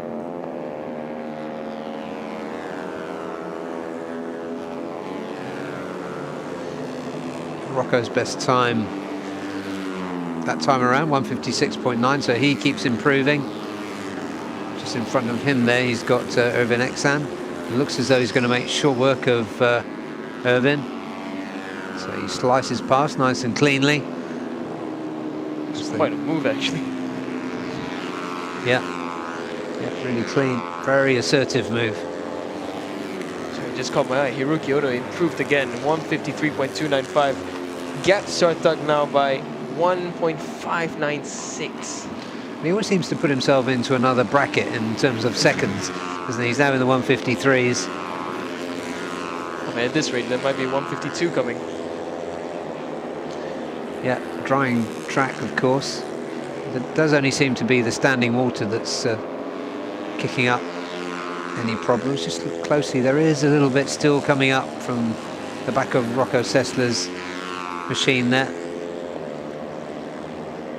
Yeah, it's far from a proper dry line, but it is drying conditions. I think by the time we get into the 250s, we should have a dry line coming through now. Yeah. And Vorapong, good session from him. He's just kept going and going and going. Good pace. He's down in 4th currently. His pace has been pretty good. Back on board with Rishi Takahira now. Ooh, gets a little bit of a slide as he goes through the... What would we call that? I want to call it a muddy patch, but... It's probably got as much grip as any other part of the track. It just looks terrifying. There we go. Yeah, I can see the rear just coming away already early on. Look at his eyes, where he's looking. He's looking right to the exit, isn't he? That's amazing how focus he maintained all throughout. He's just in control of the throttle. You just got to pull it through. Yeah. Fantastic camera work once again. We pay homage to the camera crew and the director, of course. Hiroki Ono, after setting the 153.2, I think he's figured that job well done. I think he's safe for the cut. Should be the top 8. P8 currently occupied by Rocco Sessler. 3.3 seconds down. And just outside is Ati Kanger, who crashed earlier. Is Ati on track? Yes.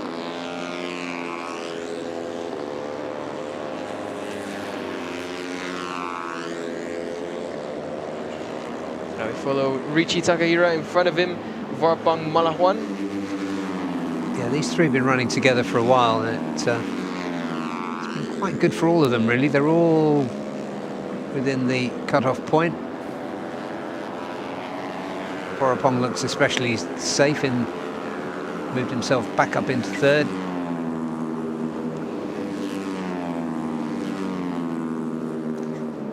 Sartak second, although we haven't seen the number 9 machine for a while. Rishi Takahira, no problems for him as he goes through that patch. That is the last time around for session 2 of the TVS Asia One Make Championship. Two things have just happened. Hiroki Ono 152.9, so he has gone into the 152s, and Rocco Sessler finding a last lap improvement. He goes up into 7th. Yep, good spot, Daniel, and good prediction once again. The predictive magic working well. You said there was going to be 152 for Hiroki Ono, and he's done it, and that puts him 1.9 seconds clear of Sartak Shivan, who's the next best. Phenomenal stuff. And then very close behind come the remainder, or the next few anyway. Muzakia, Vorapong, Ramdan, and Chiran. Pretty up close together. Okay, and there is Sartak, number 9. Once again, well, he had a big crash, made a hell of a mess on the circuit, and he still ended up second. And so there's the confirmation of 152.979 for the Japanese genius Hiroki Ono. Second, Sartak Shivan, the exciting Indian rookie. And third, the defending champion Muzakia Mohammed. Fourth, Vorapong, who was third or fourth through most of that session. Good work from him. Ramdan Rosley, pretty good session for him. His best time was a 155.5. He was 5th. 6th, Chirant Vishwanath. 7th, Rocco Sessler. And 8th, Rishi Takahira. So those are the riders who will go through to qualifying 1B tomorrow morning. Next, we'll see the riders who will be in qualifying 1A before that happens. We roll over to the next screen. Lion Tati Kanger, crash for him, another crash for him in that session. Kaiwei Ahmed was 10th. 11th, Kim Ming Jae, actually pretty decent session for him in this learning year that he's got. Irvin Exan was 12th. Su Xiao Zhang, the Chinese rider, did a 203.4, so getting better as well for the young Chinese rider, supported there by the Jimmy Racing team. And Casey Clammer and Deki didn't record a time, both crashed and didn't make it back onto the circuit. So hopefully we'll be seeing both of those riders tomorrow morning.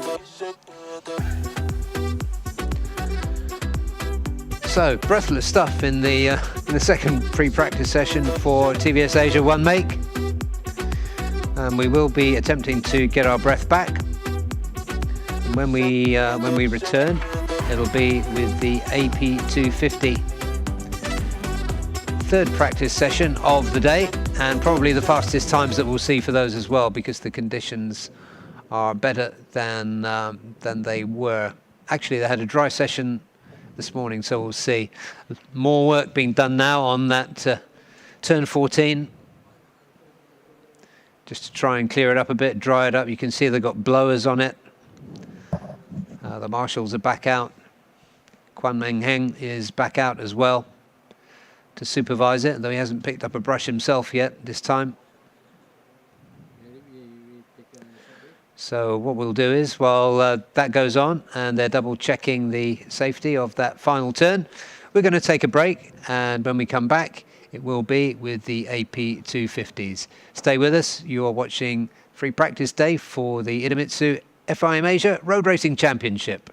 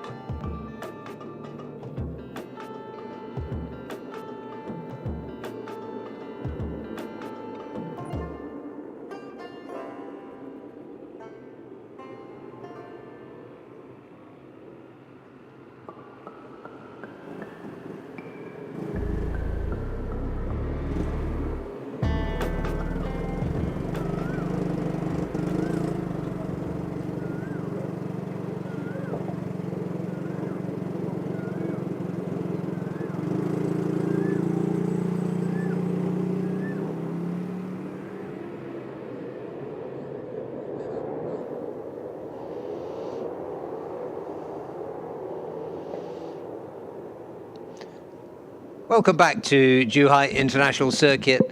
We are on track for the third time today with the AP250 class. We're here, of course, for round 2 of the Idemitsu FIM Asia Road Racing Championship. And these riders have just left pit lane.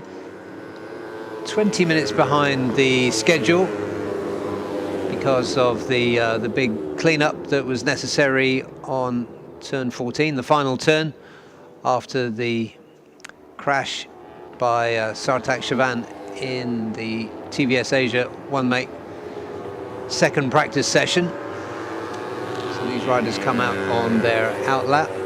And just to say, there's for this class this season, there's a little bit of a new look. Some riders leaving, such as champion Reza Danica Arens, who's now in 600s, and other riders coming in, such as the rider right at the front there, Shrafuddin Azman, known as Damok, back in his native Malaysia, and just behind him I think was Ferozi Torakatullah, the number 36 Yamaha.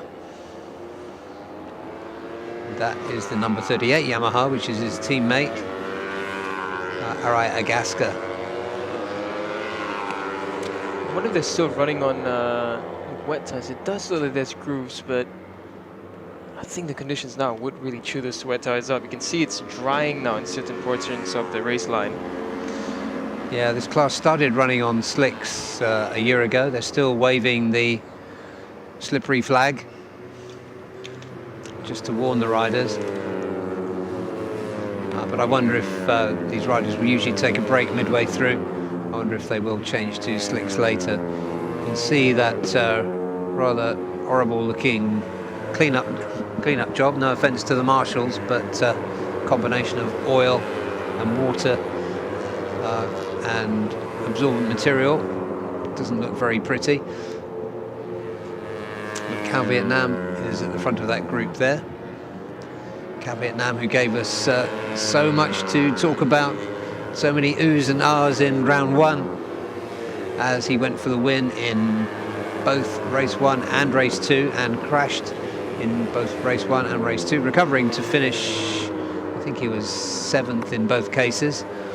So he did pick up a few points, but he did say in yesterday's press conference that he was going for the win, and that perhaps he should just hold off a little bit and go for a podium finish first. There are no fewer than 7 Chinese riders, I'm happy to say, in this class. And we'll look at them as they come up on screen.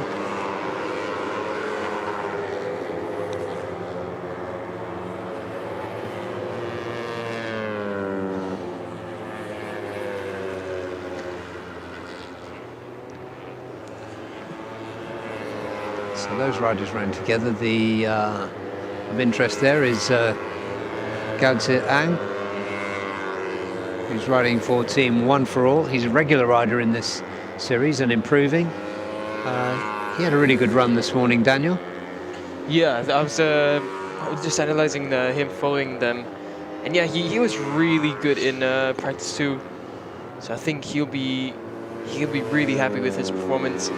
Now, however, these are very different conditions. The track is damp, might be slight dry line coming through, so it does play into how quickly he gets a feeling in. Irfan really going aggressive there on the last. He is, isn't he? And yeah, I'm inclined to compare these times with free practice 1 this morning, because the fastest times were set in the first 10 minutes before there was a red flag. And there's Kawasaki in the gravel, just paddling his way through there. Yeah, I believe that was an Aiki Oishi. I think it was his teammate there. Yeah, indeed. Yeah, Aiki still in pit lane. Arai Gaska, another exciting young Indonesian rider. He's also in pit lane. Alfonsi Ray, who had a good practice 2. He's also down in pit lane. So a few riders. I think the idea for maybe riders like Aiki and Arai is that the track is in a drying condition, so maybe just wait until the final 15 minutes and see if there's a dry line. If there's a dry line, it might be worth it to just jump onto slicks, because these conditions can chew up a wet tire very, very quickly. Yeah, absolutely they can. We're looking here on screen, that group being led there by Kevin Kintel, the number 11 for Idemitsu Honda Racing India. Fastest lap so far for Sharifuddin Azman. That shouldn't surprise us, knowing his quality, but he is new into this series, and it's quite unfamiliar for him to be riding production-based bikes, having done Moto3 previously. Number 65, that's Cal Vietnam. 63, that's Sharifuddin, who's going to the front of that group on the approach to turn 14. Sharifuddin making a nice line through there, just skirting the inside of the track that's been cleared up, keeping nicely out of trouble. So 63 Sharifuddin, 65 Cal Vietnam, number 11 Kevin Kintel, who will be looking for improvements. He was 15th quickest in free practice 1 this morning, in which conditions were much closer to what they are now. Sharifuddin Azman really gauging the conditions very well with that 1.8 second lead over, or 1.87 second gap over Irfan Haikal, his teammate. Yeah, and as you noted earlier, Daniel, Irfan Haikal looking aggressive and confident on that number 41 Idemitsu Bunsu Honda. Right now you can see Ferozi, he's gone back into pit lane, so I think he might be feeling that it's a bit of a waste to use the wet tires now. You can see it's starting to get bright outside. You can see, well, if we look out of our window as well, it's getting brighter, so the track will dry up very quickly in these conditions. Yeah, in these mixed conditions, it's quite interesting to note how far faster Sharifuddin is than everybody else. It's more than 1.8 seconds. Cal Vietnam holding onto his coattails there, but it's a huge advantage at the top. So we'd like to see his tyres, but all the tyres we've seen close up so far have been wet. Actually, the tyres they used to run before slicks came in, so say back in 2022, so they've got a little bit of tread on them, would probably have been ideal for these conditions. Yeah, actually. We used to call those intermediates. So as of right now, Sharifuddin Azman, he's back into pit lane. Ferozi back into pit lane. And well, we got Watrin, Piawat, Alfonsi, Arai, and Leong Nang Se as well, all in pit lane. Yep, and looking at the timing screen, it's a really nice performance for Gao Zheang, for Team One for All. Hirjanana as well doing a decent job. He's up into third. Yeah, this is tricky. You can see there when they cut across certain portions of the track, there's a line there that shows that, yeah, it's still damp in those portions, but I feel like in turn 1 on the racing line here, it looks pretty dry, and then you go back onto a pretty damp portion of the track. And on slicks, that's not really the most ideal condition you want to be out on.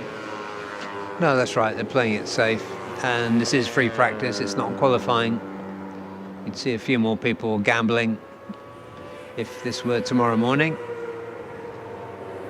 The pit spike machine going through there, Vreya Markusuba. Welcome addition, or a welcome extension of the pit spike one-way team into AP250s from Underbones. 212, that is Kiandra Ramadeepa, another Astra Honda prodigy. One of the Astra Honda prodigies absent this weekend, unfortunately, Veda Egger. I'd love to see Veda here this weekend, but unfortunately, he's absent for this weekend, as you mentioned. He's riding quite a few championships this year. That's right. And Araya Gaska, he's one of Yamaha's Indonesian prodigies. So an abundance of talent coming through those two big manufacturers from Indonesia.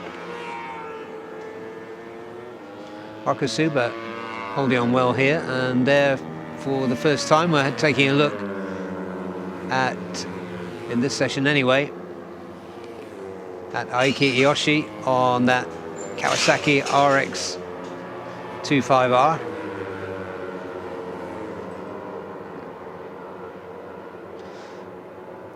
Slipstreaming action going on then as Kiandra successfully tucks in behind Aiki Iyoshi and then pulls out and slingshots himself past. So worthwhile experiment there. He's got several bike lengths in front as well. So that was a really good toe he got then.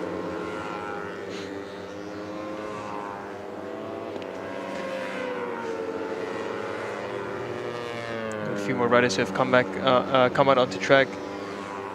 So he's got Aiki out. We've got Alfonso Ray as well, who we just saw a bit of. Wang Jiadong's come out as well.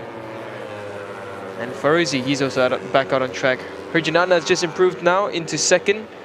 He splits up the Bunsu Honda party at the top. Yeah, Kiandra giving it everything there. Currently P4.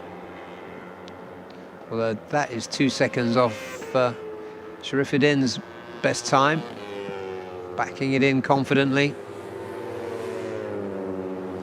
Araya Gaska. Oh, I'm sorry. Now the picture clears. That's Farouzi Torakatula on number 36, consistently being a front runner. Currently in P5. 2 seconds off the top. There is Herjun Atner, number 46. Who's been quite calculated in his approach to the sessions so far. He's currently second, but albeit 1 second down on the best time set by Sharifuddin Azman. But as you can see, he's also running wet tyres. Not quite halfway into this session. So I am curious to see whether there'll be any experimentation with slicks in these conditions. So, youngsters at the top, Araya Gaska and Kiandra Ramadipa. As of right now, still no indication of anyone fitting the slicks. But Araya Gaska just muscling his way through, and he's up into the first position again. Yep, 154. That's 1.25 seconds clear of Kiandra, who's next best. So in comes Herjun. Let's see if he's going to roll the dice with slicks. This is only free practice. But if he feels confident, he may well go for it.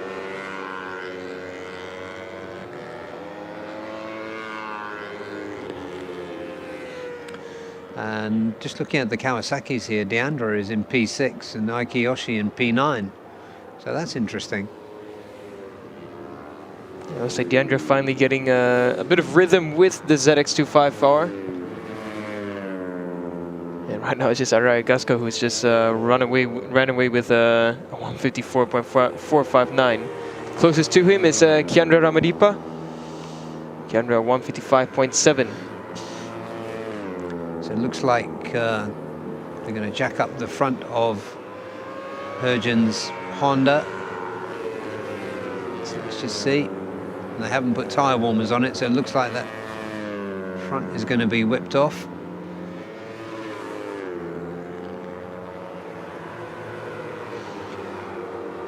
So Kentaro Kobayashi, the boss of Dunlop for the ARRC Championships.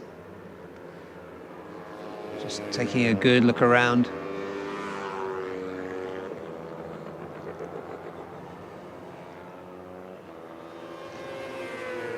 They haven't changed that front tyre on Herjun's machine yet.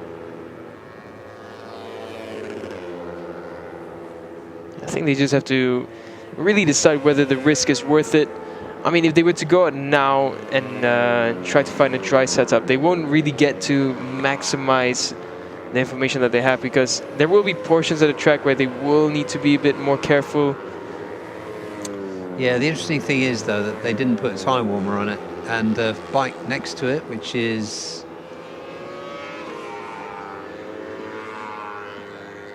That's... Whose bike is that? Oh, that's Razor's bike, this one. Ah, okay, okay. So that explains why it hasn't got a front tyre on it. Anyway, back on track, and that is Gao Zhang for Team One for All, Wonder Vacations. I'm not sure if I'm seeing that correctly. It looks almost like Ferozi has slicks on. I don't see any grooves on that tire. No, I don't either. So maybe Ferozi has rolled the dice and said, look, it's the dry line is there. Let's see what happens. Yeah, I think he has got a dry line. He's been tracked there by Shunchun Zhang. Maybe Ferozi, I think Ferozi and Arai both have slicks on. Let's see Arai now set the fastest lap of the session, and by the looks of it, that, oh, sketchy there, and that does seem to be a slick tire. Yeah, it does, yeah. But I think that was just a little reminder that he needs to be slightly circumspect. Remember, there are still damp patches on the track. Even though you feel confident, even though you're still young enough to think you're invincible.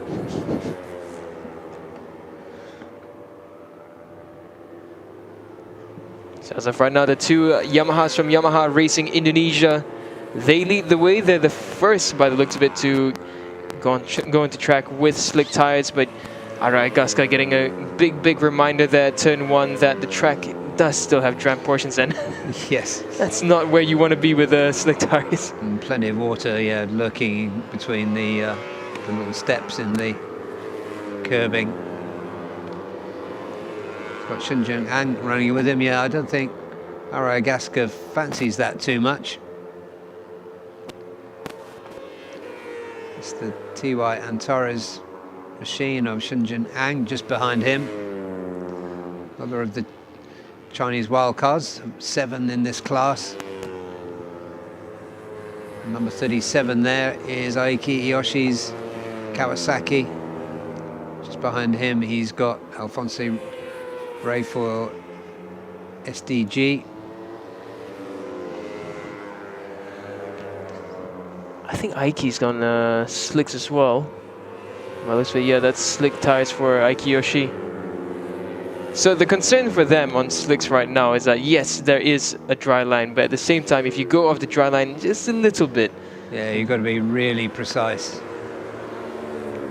Ferozi now taking charge at the top, 153.5. Aiki Yoshi improves up into third at 155.2. Yeah, so it's a bit of a familiar sight, isn't it? Ferozi at the top, and Arai Gasca second. Nothing unfamiliar about that. Aiki Yoshi's gone third, and Sharifuddin, it was the early leader, just pushed back down a little bit. But maybe he will come out on slicks.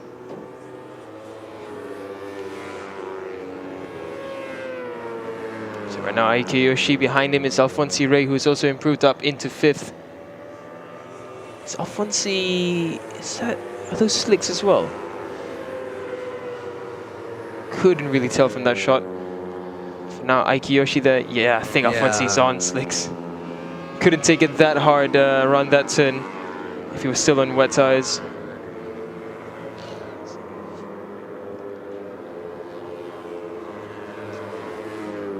Well, there's a good group here. It's also got Arai Gasca in it.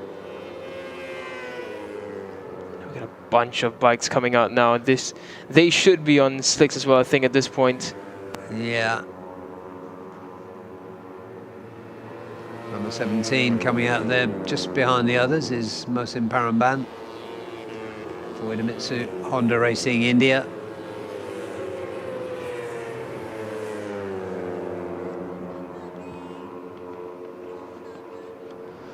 But That's an advantage of 0.7 that Ferozi has at the top over his young teammate.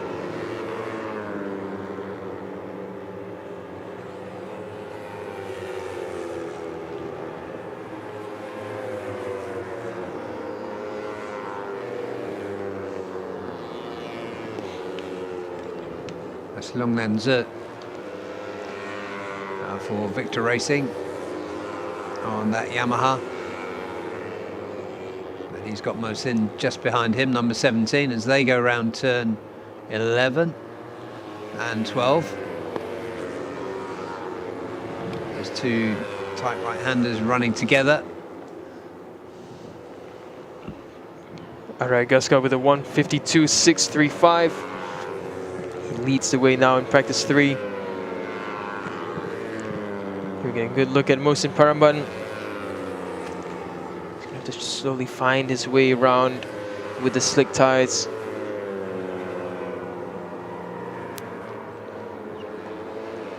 Diandra now Aiki's teammate, sits in 7th.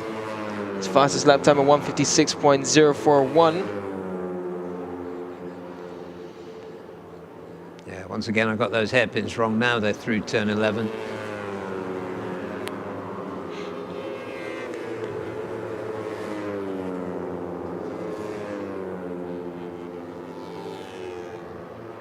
Mohsin now into the final turn.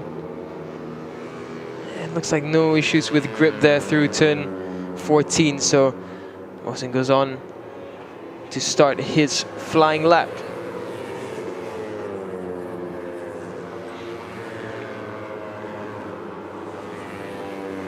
Araya Guska, he's on another fast lap. He's just set the fastest sector 1.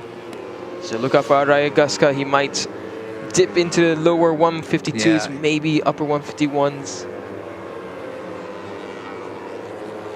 153.0. Oh, it's close. Watrin Tuptimon, he improves up into 5th. Aiki Yoshi regains 3rd position. Yeah. Alfonsi Ray, he's had a pretty decent session. He's currently in 6th, but he's been running with some really quick riders like Aiki Yoshi.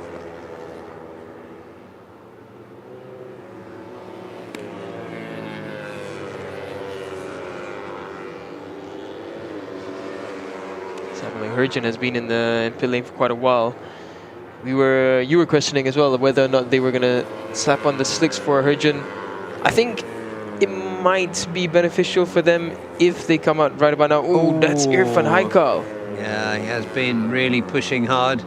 And now he's giving his slap his brake lever back into line. I was just about to say, don't bruise yourself. Bruise the palm of his hand almost certainly. There is Piawat Patumios 188 on your screen for East NJT Racing. There is Mohsin Paramban, Longnan Zhe, and Ferozi just behind them.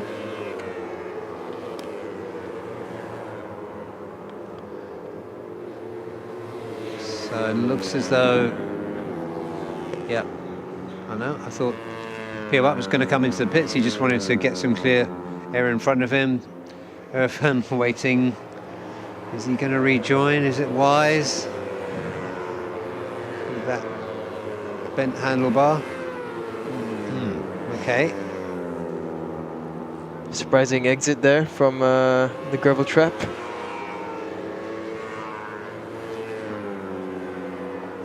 Well, keeping himself out of harm's way. And here was the crash.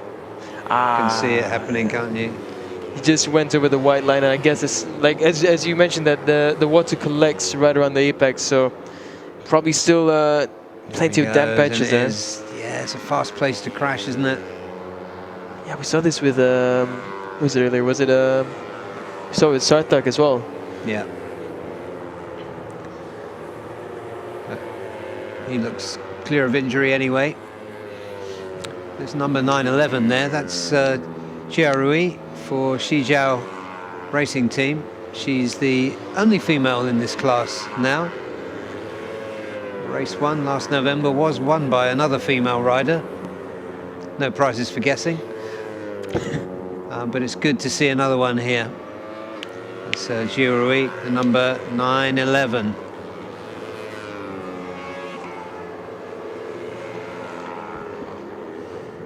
Just want to give a quick shout out to the wildcard rider Jiang Zhuo. Again, impressive in this session. He's in the top 10. Yeah, like a lot of these local riders, Jiang Zhou Ran going really well.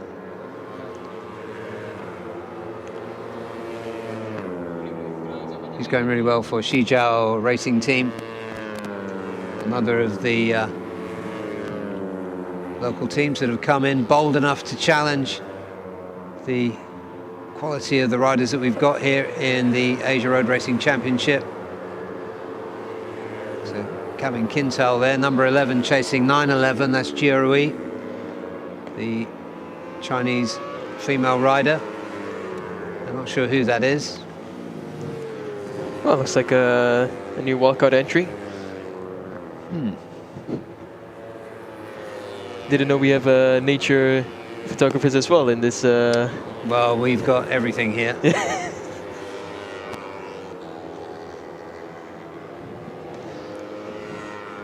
Man, no surprise with the amount of lush greenery we have around Zhuhai. That attracts quite a bit of wildlife. Yeah, if you look, there is concrete, there are mountains, and there's just a good view of that little bit of forest there. Jiarui getting some good experience there with her.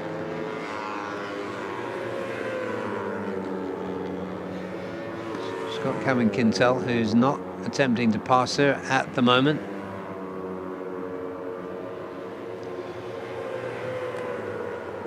That's Nguyen Don An just behind them.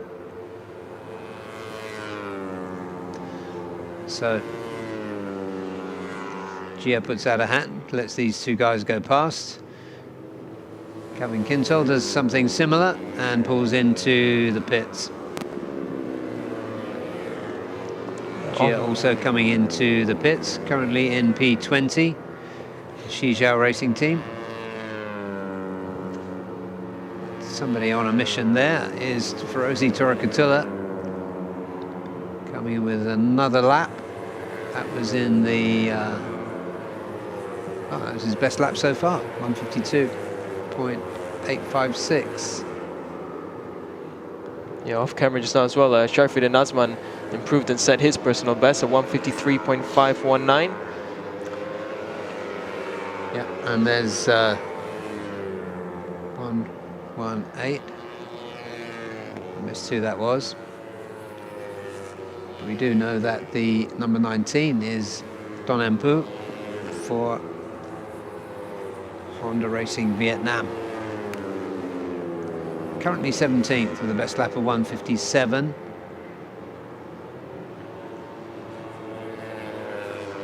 Running slicks as well, so it looks as though that's the tyre of choice. And I think those times, I'm going to check now, but those times look very comparable with what we saw this morning before it started raining. Best time was Ferozi on a 152.1. There were first four riders in the 152s this morning.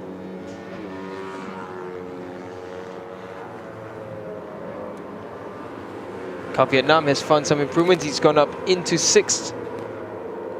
So good improvement there for the Vietnamese rider. And on screen now is Nguyen Ton An Phu.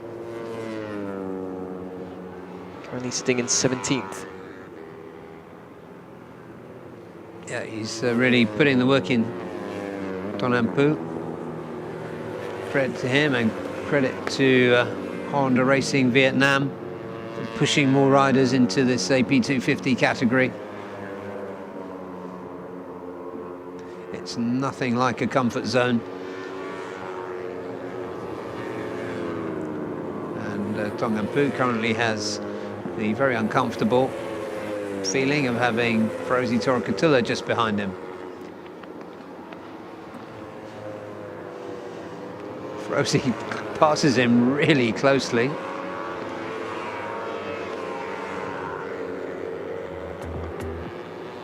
So it was an aggressive but clean pass.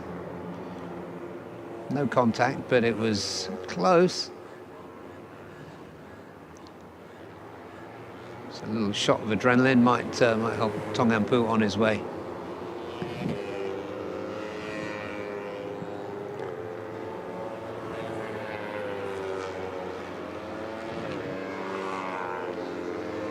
Tong Ampu following exactly the line of Ferozi through there. It's not quite as quickly, and checks behind him.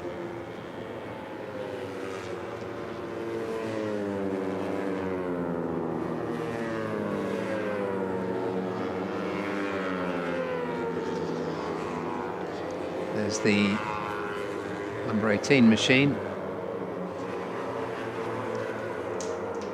of another of the Vietnamese rider.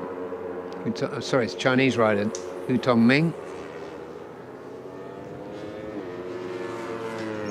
Or was it Hu Tri? On my entry list, they're both showing as number 18. I think that was Hu Tri.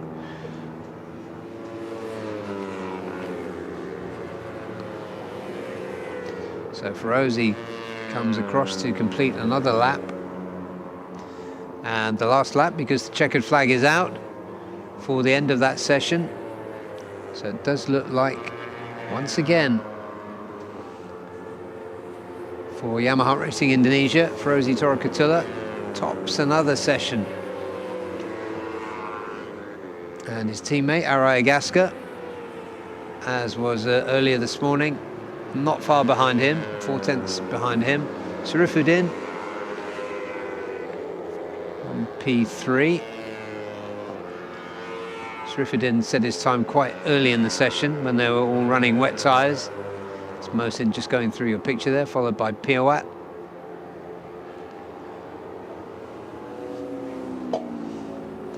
As everybody slows down, so there it is confirmed.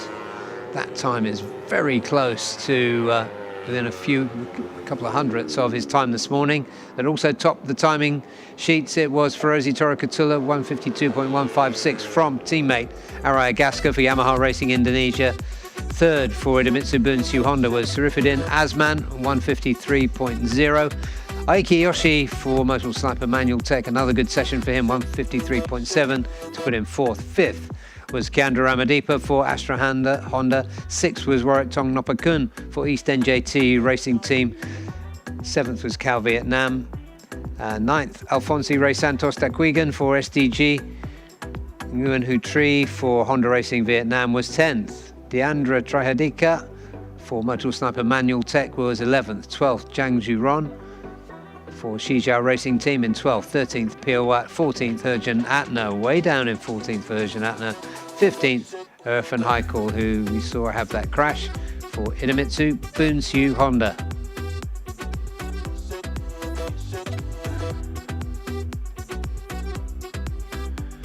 And 16th was Kevin Quintal for Idemitsu Honda Racing India.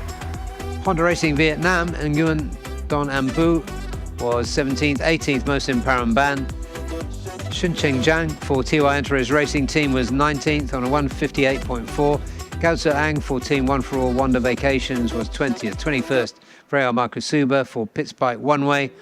And 22nd, Jia Rui for Shijiao Racing Team.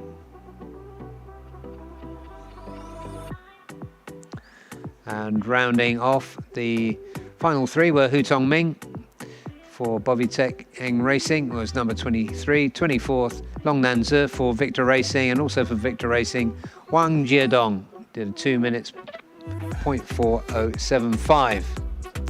So that's the third and final practice session of the day for the AP250s. Next up will be the third and final practice session for the Supersport 600. Plenty to look forward to there, and we will be coming up with them in just a few minutes from now as we try to catch up the schedule, which was delayed by the earlier red flag in the TVS Asia One Make Championship. So stay with us and we'll be right back with free practice 3 for the Supersport 600 for this second round of the 2024 Idemitsu FIM Asia Road Racing Championship.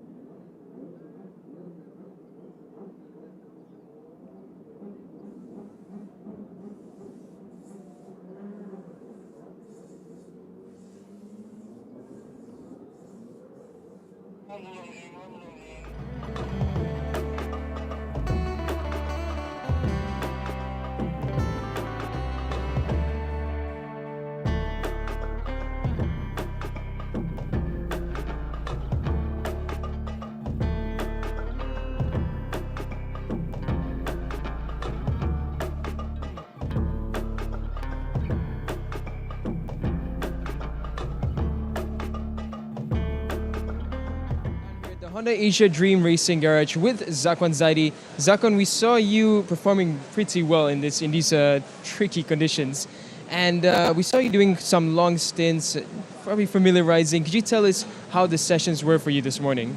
Yeah, I just make some mileage because we never try in the wet condition. Also last year also only dry condition, so we need take some data, and yeah, it's positive. In the practice too, I feel better, and now we hopefully in the FP3 coming dry, so we need to change some setup, and hopefully, yeah, we can manage that.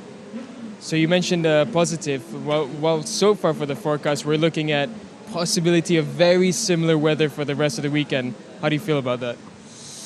Yeah, I also no need to think.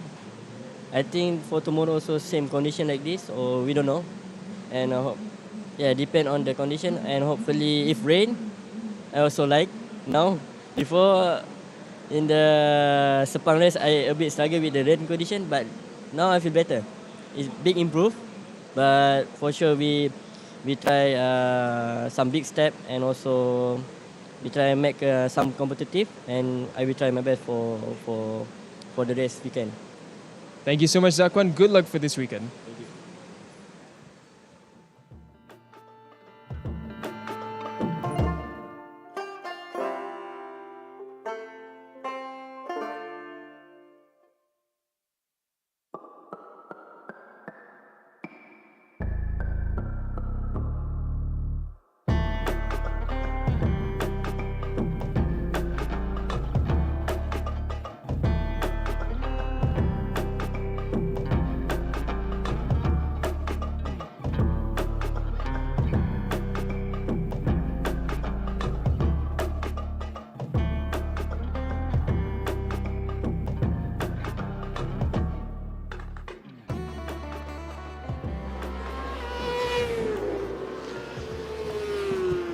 And as I mentioned, we are looking to make up a little bit of time after some earlier delays.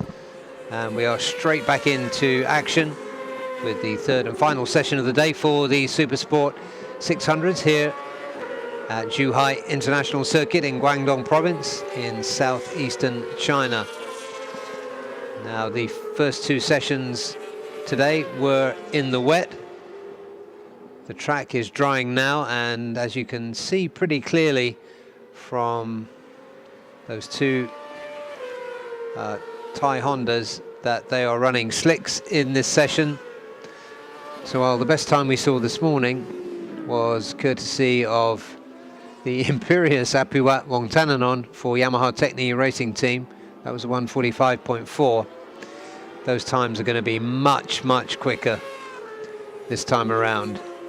And what do I mean by that?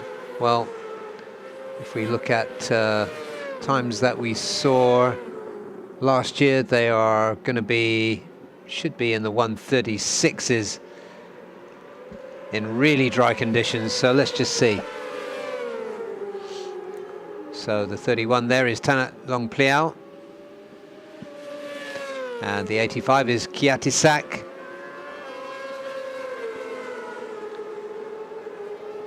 For Astima Racing with Thai Honda, and that is happy to see him back on the bike after a heavy crash this morning. That is Reza Danica Arens on that very familiar 123 on the Astra Honda livery, although of course he is in 600s this season rather than 250s. He was the 2023 AP 250 champion, of course, and right behind him is the number 15 of Zhou Fenglong for Silver Steed Racing. So great to see Chinese competitors coming in to compete with these bigger engine bikes as well. There goes Reza Danica.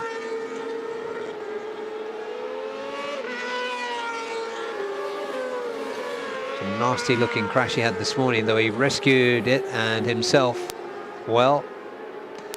And Astra Honda got the bike back in shape, so let's hope for a good, clear session for the Indonesian former AP250 champion, who won the championship on 2 occasions, in fact. That is Zhu Fenglong. Good shot of the Chinese wild card for Silver Steed Racing. Stands out nicely with the green and black colours. So let's take another look at turn 14, which is looking a lot better after the mess that was left behind after the crash of Sartak in the TVS Asia. Second practice session of the day. There is the 21 of Adananta Putra. Adananta had a pretty decent outing earlier. He was doing he was also in the 146s. 4th fastest in the wet conditions. These conditions very different. Fastest time we've got at the top currently is with Azroy Hakim Anwar, which is 140.1. And I think we can expect those to come down still more as we stay there with number 21 in the 600s. That means it's Adananta Putra.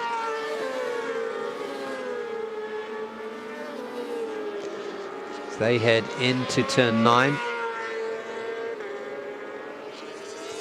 So on the back section of the circuit, another left-hander. Turn 10. You can see the water has dried out there because there was a pool on the apex there earlier.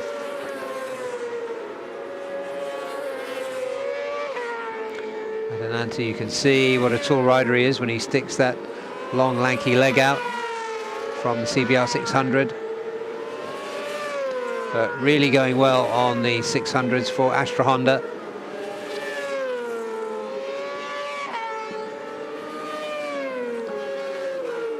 Championship-wise, he made a good start to the season and has put himself second. He had a third, a P2, sorry, a P3 and a P2 in Buriram in round 1. So that puts him in second place, behind a rider that no doubt we'll be seeing very shortly, Apiwat Wongtananon.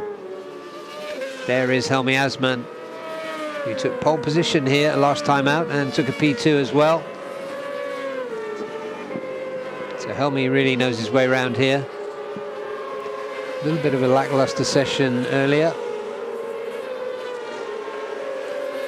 Worked hard but didn't quite hit the pace of the few riders at the top, namely Apiwat, Wayunagroho and Tana, were particularly good earlier in the wet conditions.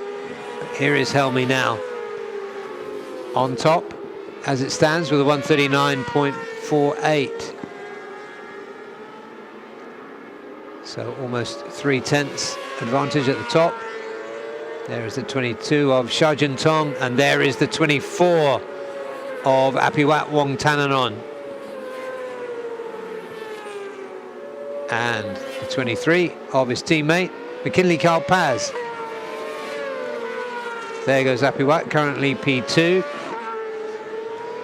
He won't be happy with that, if indeed he's aware of it. He's coming up behind Sharjun Tong now, as they tip into turn 10.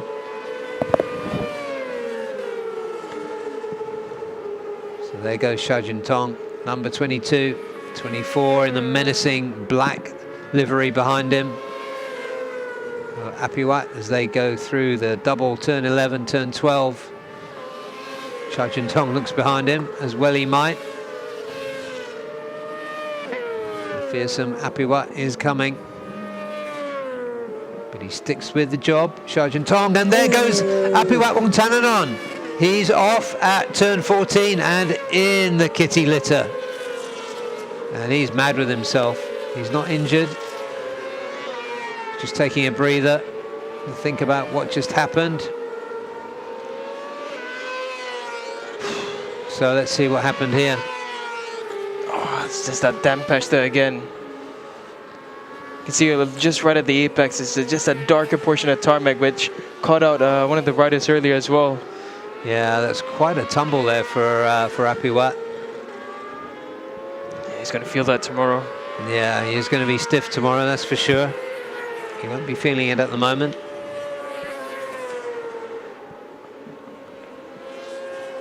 He'll want to get back amongst it, but whether he can or not with 18.5 minutes remaining is must be to an extent in doubt.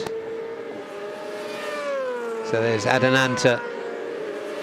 He's got Tanat Hongplau just behind him.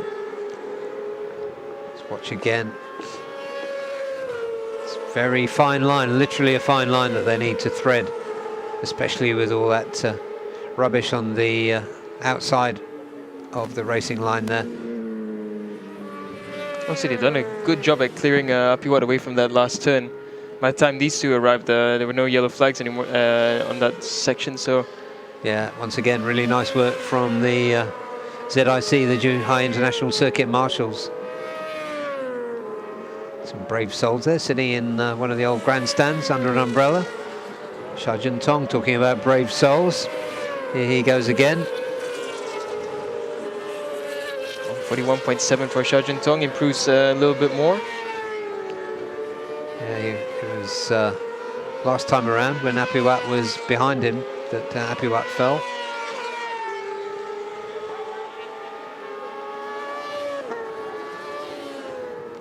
Shajun Tong just rides with confidence now, and it's really good. You can see it in the way that he's riding.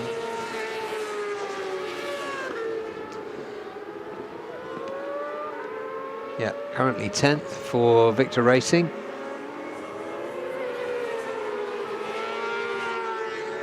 And behind him, we got the two Builders replacement riders, but effectively wildcards, I think it's fair to say. Chai Yifeng for Jimmy Racing Team, and Zhou Feng Wong for Silver Steed. Shajun Tong has got Wayu Nugroho for company. Which will be good for him in terms of his development, and he's doing a good job of keeping him behind him. He's by no means out of his depth, Shajun Tong. Yeah, I was going to say that if Wahyu goes in front of Shajun Tong, it would be a good reference point, but it's not easy for Wahyu to get past Shajun Tong. He's not riding slow at all. He's at a really good pace, and the gap of pace actually is only about a second and a half between the two of them. Exactly. Well, it was while Apiwat was chasing Shajun Tong that he crashed. So confidence building all the time.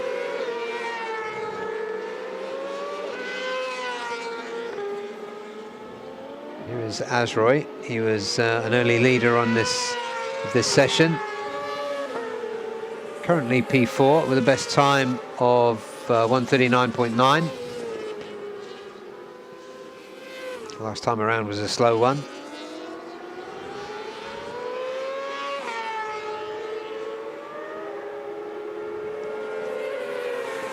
He's in the middle section of the circuit. There's his teammate, Helmi Asman. We haven't seen them running together yet this weekend, have we, Daniel? Yeah, I think it's since his crash early on in practice 1. Practice 2, we definitely didn't see the best of Helmi. He was struggling a bit, and we couldn't really figure out why that was. He was slowly finding improvements, but it wasn't at all where we expect Helmi to be. Yeah, it was just like that feeling when there's just something missing. It's frustrating for the rider. So right now in this session, Helmi looking much, much more himself. His teammate Azroy has been in pit lane for about 3 minutes. He's just come out again for his second run. Well, he grabbed pole position last time, Helmi Asman.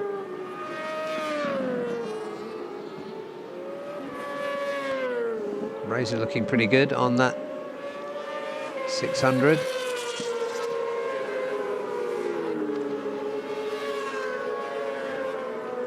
rescued himself well from that crash this morning. Almost stepped off the bike. Yeah, it was a fast one and a really proper tank slapper for him. It's good to see him back on the bike and doing some decent times. Yeah, indeed, in the low 140s.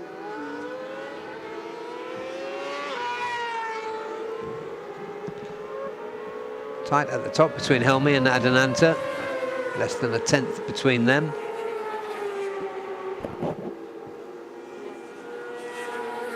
The absent Apiwat for now, anyway, is in P3. He's got Azroy just slightly behind him. So Apiwat could end up down in 6th or 7th, I guess, for this session, but it is only free practice. He'll be back full of vim and vinegar to turn that expression into something slightly polite for qualifying tomorrow morning, that's for sure. And if he is feeling battered, you'll never see it.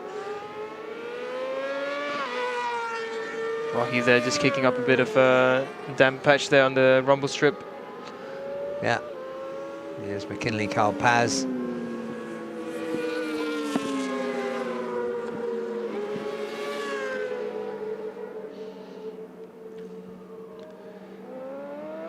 Stop for him, 12.5 minutes remaining to the end of this third and final session of the day for the Supersport 600s.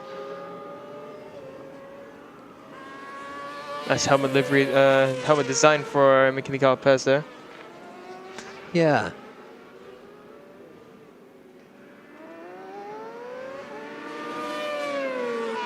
So that's Helmi's bike there. Tire warmers back on. 12 minutes remaining, so maybe it'll be a last 5-minute push for Helmi. Yeah, his helmet off there at the back of the garage. So it probably will be a slightly extended break.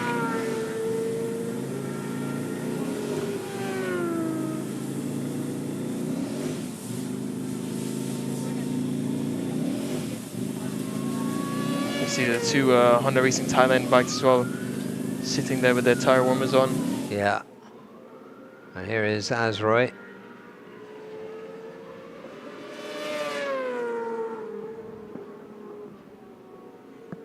See how is Azroy looking on this lap.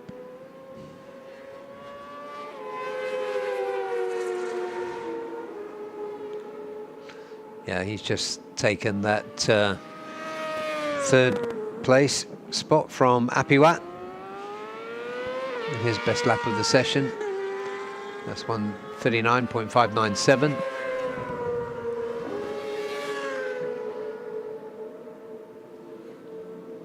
Wayana Groho moves up the screen as well. So he's now into 4th, also in the 139s.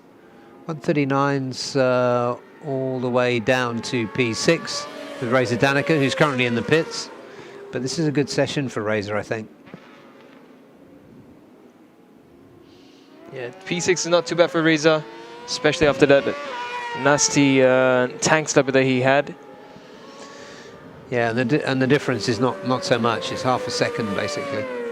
Yeah, it's a good show from him so far. Speaking of difference, Sha Juntong as well from the top, 1.7. He's only 0.1 away from Kiatisak, 0.3 away from McKinley Carl Paz.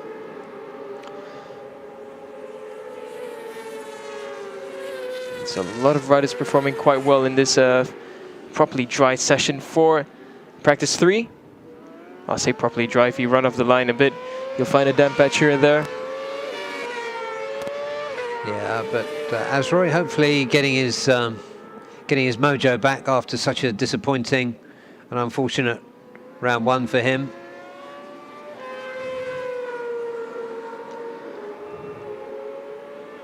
Ooh, Azroy now goes second. That was a good lap, yeah. So it is Bunsu Honda, 1st and 2nd.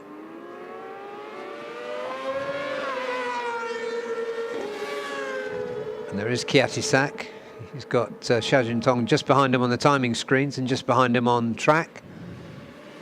And just ahead of both those, there is Tanat.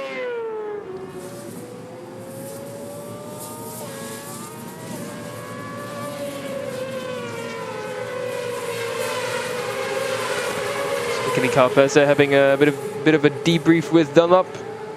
Probably just some feedback on how the tire feels.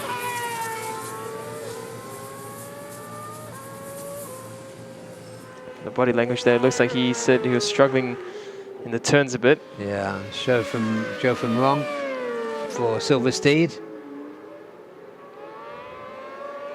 Currently P12 for him, but working hard at it. Great experience for these Chinese wildcards.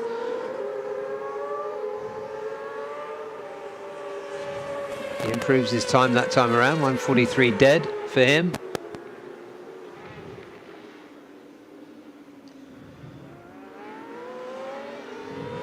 It's a long, long relationship between the Asia Road Racing Championship and Zhuhai International Circuit going back. I'm sure somebody will correct me if they hear me, for at least 20 years coming here. Azroy's just gone up to the top of the list. 139.006 for Azroy. He is in first now for practice 3 of the Super Sport 600 class. Yeah, good work for the Malaysian. Good to see him out doing so many laps. Really, I think, and doing them alone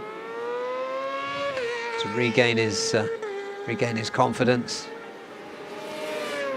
Helmy's back out. 7.5 minutes remaining. So competition quite tight, as it often is between Helmy and Azroy. It's 2 tenths between them at the moment, between first and second.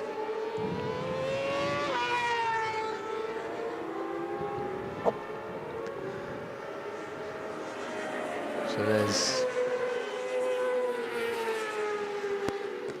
Zhou Long, just ahead there. Azroy now coming into frame.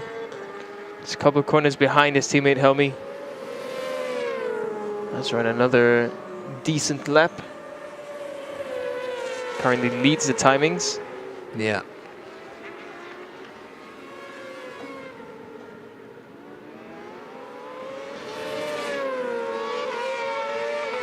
As of right now, it's the 2 Bunsi Hondas, followed by Wahyu Nugroho and Adinanta Putra and Apiwat, who we saw go off at turn 14. Yeah, there's another decent lap in the 39s, 139.7 for Azroy. Good session for him.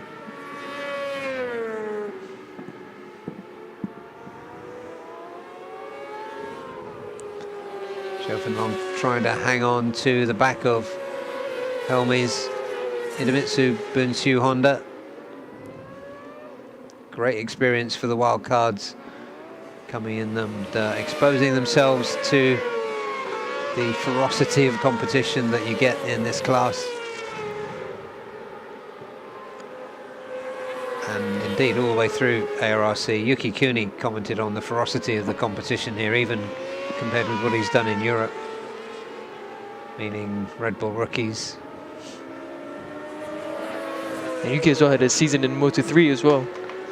So he's one who knows what... So if he says it's tough, yeah, it's tough. And speaking of tough competition, Wahyu Nugroho, he's just improved up into first spot. Great. 138.9. Just when we thought it was a Bunsu party at the top, Wahyu has come and really shown what he's made of. Yeah, well, it appears as though he was made to ride a 600. So right now everyone's back out on track. Adinanta Putra as well has come back out. So we should see perhaps some shifts in position. Follow Wahyu Nugroho now as he makes his way down into the last turn. It's another decent lap from him, improving through sector. Ooh, Wahyu goes straight there. Okay, so in case he was wondering where the limit was. That's it, he's keeping it going through the gravel. Good work, he's got this. That was interesting though, how he backed off from that. I think maybe he just felt his entry was wrong and he felt that might have thrown him off, so he goes in. I think the rear's not settled there. I think he was leaning on the rear brake and it just wouldn't get in line. But top job to Zhuhai for keeping the bike upright. Yeah. And he's not stopping, he's right back on it. Absolutely.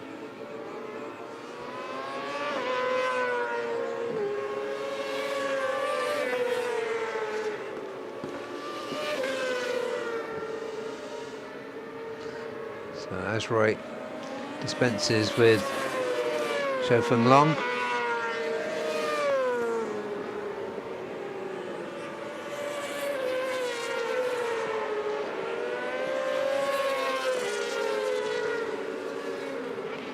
And is Apiwat on track? No. Reza improves, he goes up into 4th place at 139.2. Nice work. Yeah, it's really good job from Reza, despite the tank slapper, despite missing out a lot of practice too. He's come back in to this dry practice session and really is performing as how we expect him to be. He's only 0.2 away from Wahyu Nugroho in 1st. Yeah, great work. And now coming to complete another lap is Jia Yifeng for Jimmy Racing Team. Carrying the special number 77 for the team. The 77 appears in the team logo, of course. Wide-eyed into turn 1. McKinley Carl Paz. Adinanta Putra's gone up to the top at 138.8. Yeah, this feels like almost like a qualifying session with the people being bumped off the top.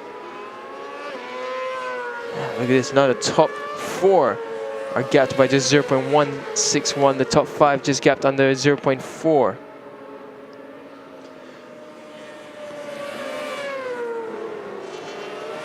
McKinley Carl Paz still so far in the 140s. It's the best he's done. There goes Adinanta, he's been good all the way through. And currently the best of the bunch. He's really working his magic on that bike. Muscling the bike into control. He's improving actually, I think, through sector 1 there. Yeah, he's got Xia Juntong just ahead of him. And I think that's Tanat just in front of Xia Juntong. Xia Juntong getting out of the way there. Oof, someone just kicked up a lot of water there. Adinanta still in a hot lap. Sector 2 is good again. So Adinanta Putra might extend his advantage. So Adinanta Putra now from Astra Honda Racing Team. Into the final turn goes Adinanta Putra. This should be a good one from Adinanta. Keeps it neat and tidy through turn 14. Let's see what's it going to be. So 138.4, he improves further, and now the gap between 1st to 2nd is about half a second. Yeah, I was looking for an improvement from Tanat then, but he's down in 8th. Adinanta's really on this, he's not slowing down, he's pushing for another hot lap. Yeah, this is Adinanta's session, this is really impressive. Oh, and you can see he couldn't get it turned. Yeah, that was Shofeng Long. He's going to keep it upright. Or maybe the gravel's keeping it upright because he's gone in quite deep. It literally can let go of the bike. Well, it's the end of the session. He's got some really useful laps in. And that mistake at the end with a final push. He did the right thing. He straightened it up. And straight into the Cocoa Crunch. While this is all happening, Adinanta just set the fastest sector 1 again and improving again through sector 2. So look, keep an eye out for Adinanta Putra. It should be a low 138 from him. Yeah, it was a good lap from Azroy last time around as well. That was his best lap last time around. So it's, yeah, the suspense now is with Adinanta, as you say. Ooh. Yeah, I think, yeah, Sector 2, he had an error in Sector 2, so that's what slowed him down. But nevertheless, what a performance from Adinanta Putra right at the end of practice 3. He goes fastest for practice 3 in the Supersport 600. Yeah, he made this session his own. He was there all the way through. Kept it clean, was quick all the way through, showing really good pace. So that's a very well-deserved P1 in FP3 for the Indonesian. Great job for the Astra Honda rider. We do, of course, have 3 in this class, although 1 missing this weekend. Veda Egger missing this weekend. So the burden being carried by Adinanta and by Reza Danica. So he's got to be pleased with that.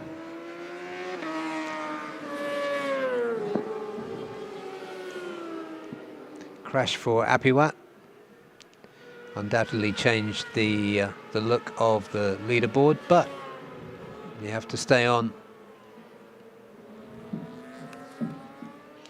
That's Xiaojun Tong. Oh, sorry, that's McKinley, number 23. As we look there at the greenery of Zhuhai, and there it is, 138.474 for Astra Honda's Adinanta Putra, and he was 0.3 quicker than Azroy Hakim Anwar, who had a really good session, who was second. Reza Danica, impressive from him too, with a 138.8, was third. Fourth, Wayu Nugroho. Helmi Asman was fifth. Sixth was Kiatisat Singapong. Seventh was Apiwat, who didn't complete the session. And eighth was Tanat Long Pliao for Honda Racing Thailand.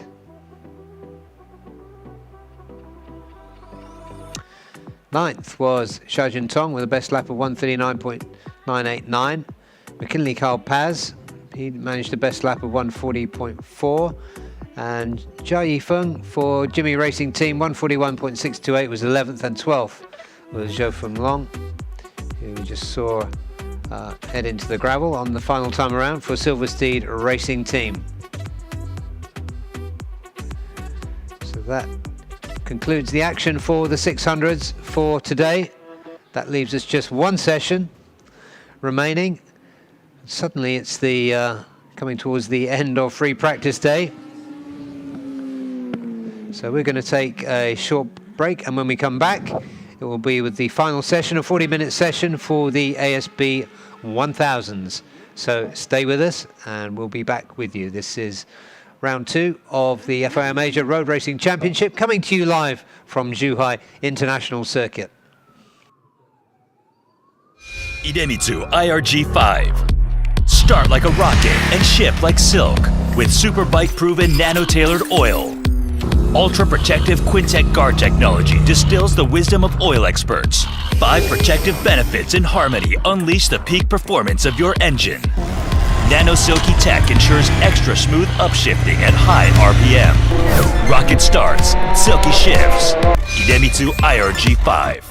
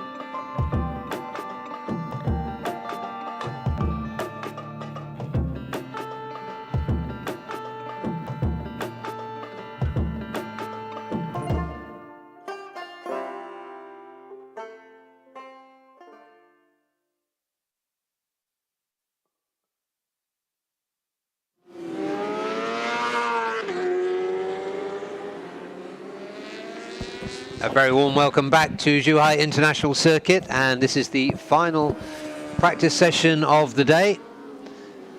And as it should be, it is for the ASP 1000, the superbike class for the Idemitsu FIM Asia Road Racing Championship. We're here for round 2 for 2024. And there's a few interested observers looking on there from somewhere around the back of the circuit.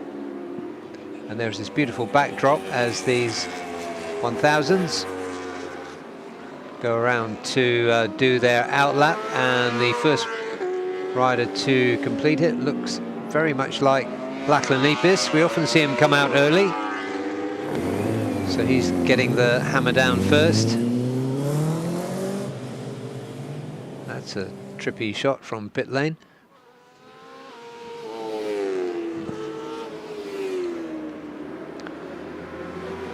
And there is Kazma Daniel.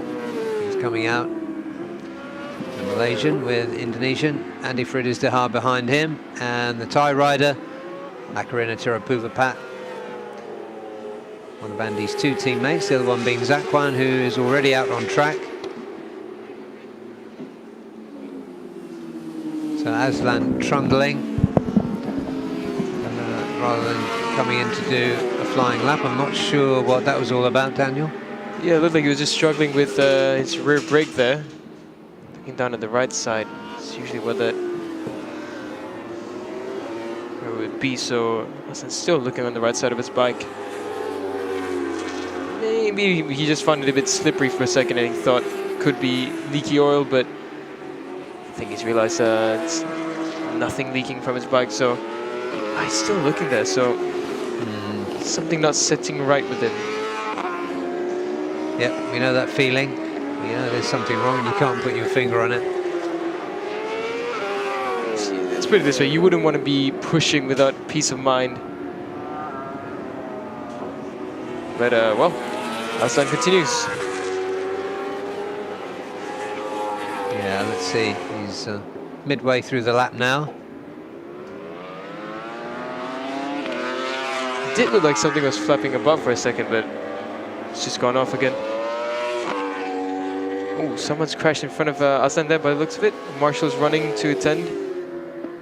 That's a fast pace too. Yeah, where have we got off there? Can't see just behind the graphic there, and the marshals have surrounded it, as they should. Right.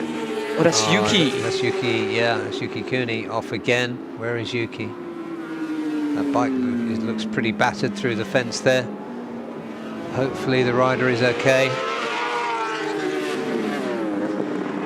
So we're looking at the Jimmy Racing team, Chung Hong Yai,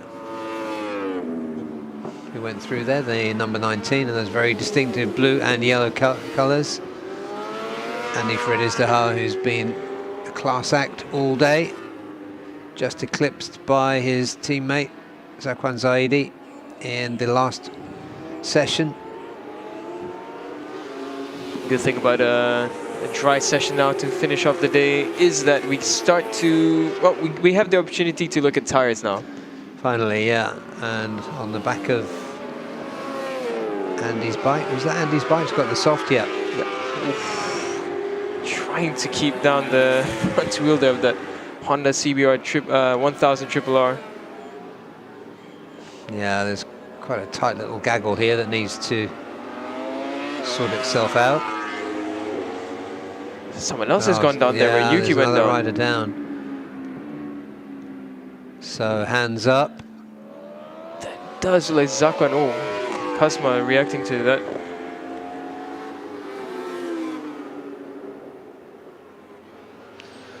So no idea what that was about, but everyone's slowing down right now, I think. So 2 crashes there. Let's just watch what happens next, whether we see a red flag. So that's Yuki's bike there. That's Yuki's bike.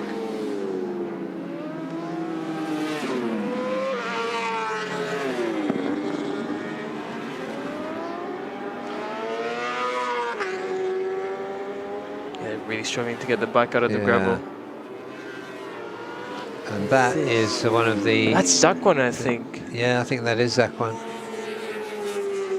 Yeah, So it's the same place. So that's unfortunate for Zakwan, and yeah, really didn't see where Yuki was either, so yeah. Just hope both riders are okay. We saw Zakwan walking off, but holding his hand.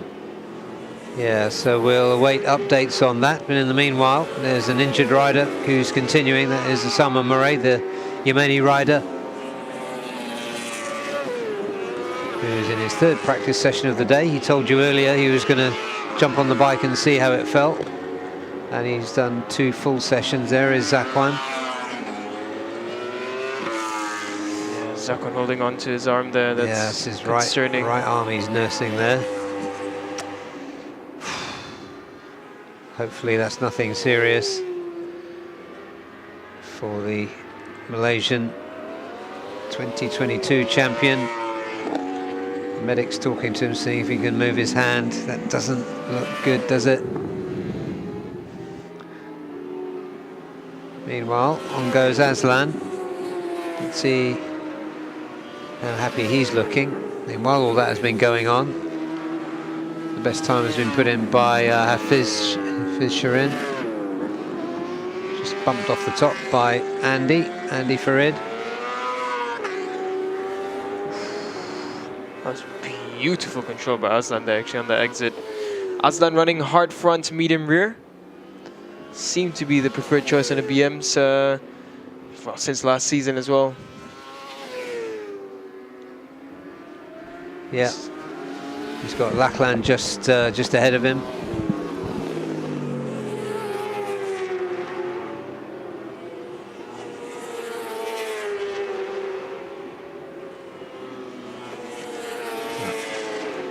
Lachlan's moving out of the way, and Pasowit is down now as well.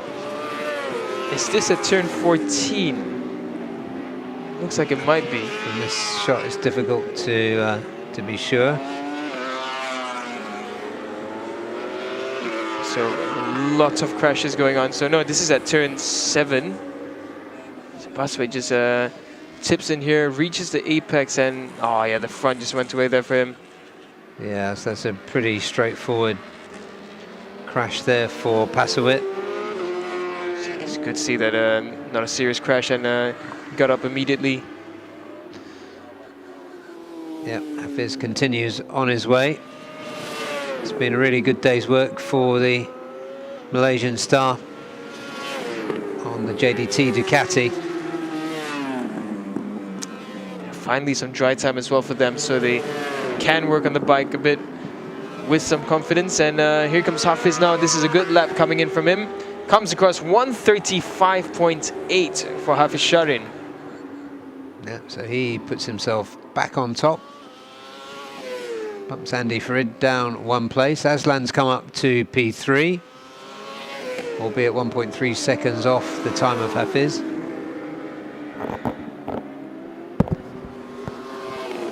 Nakarin is just ahead of Hafiz Sharin on track. Nakarin made a good start in Buriram, scoring his first podium on his first appearance in ASB 1000.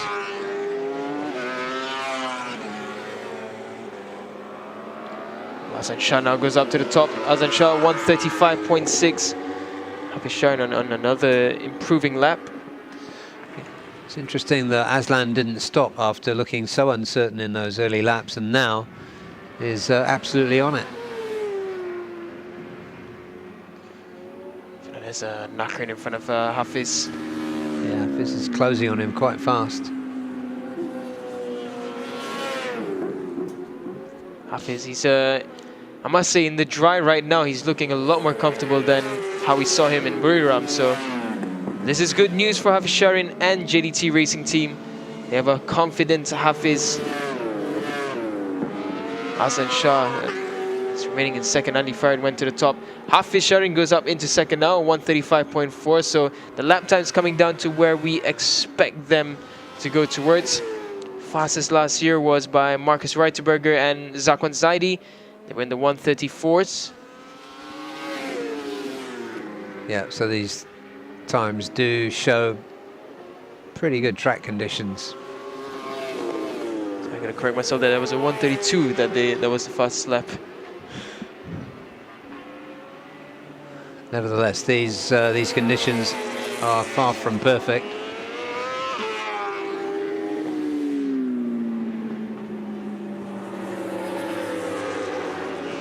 So for Andy Farid now.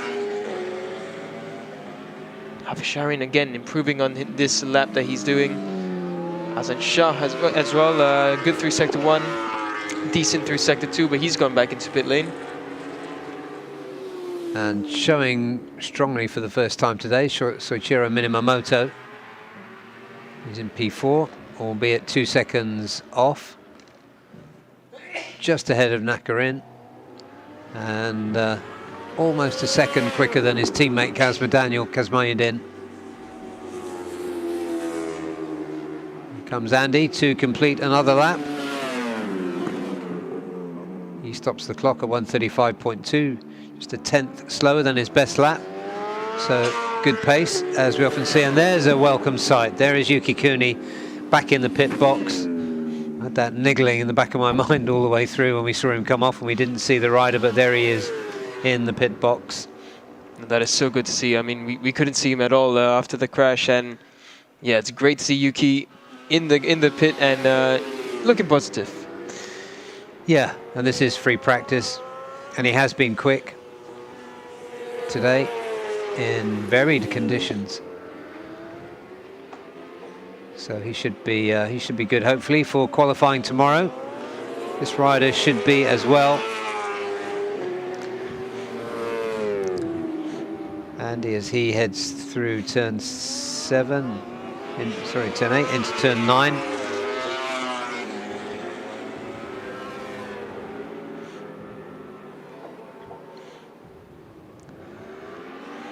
And then with the Indian Oil hoardings in the background as the official fuel suppliers.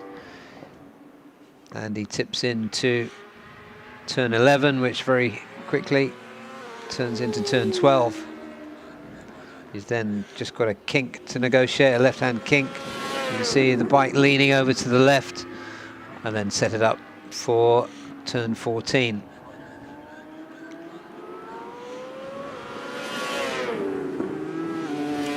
Another, yeah, decent lap from Andy again, another 35 from him. So Andy really looking on form. Yeah, it's often, well, I always look for the pace in these sessions, see whether it's stop go, but I think there's not very much doubt about the pace of Hafiz either. Medium for Hafiz this time round. Yeah, we saw a good battle between Andy Farid and Hafiz in the last round in race 2 at Bury Ram. Honours went to Andy on that occasion. But that Ducati was still very much in the development phase at that point. It was a really good showing for JDT and Hafizharin. Hafiz looking properly aggressive on this lap. He's improved through sector 1. So let's watch Hafiz as he completes this flying lap. It's lap number 8 for Hafizharin.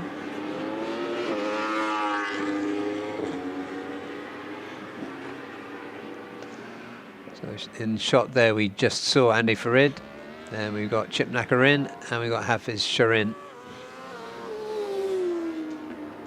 Nakarin and Hafiz both improving through sector 2, but Hafiz with nearly half a second up there.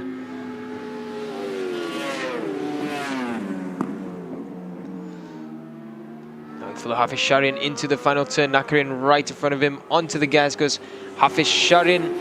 And across the line, it's a 134.882. So the first 134 of practice 3 for the ASB 1000s, and it goes to Hafizharin and JDT Racing Team.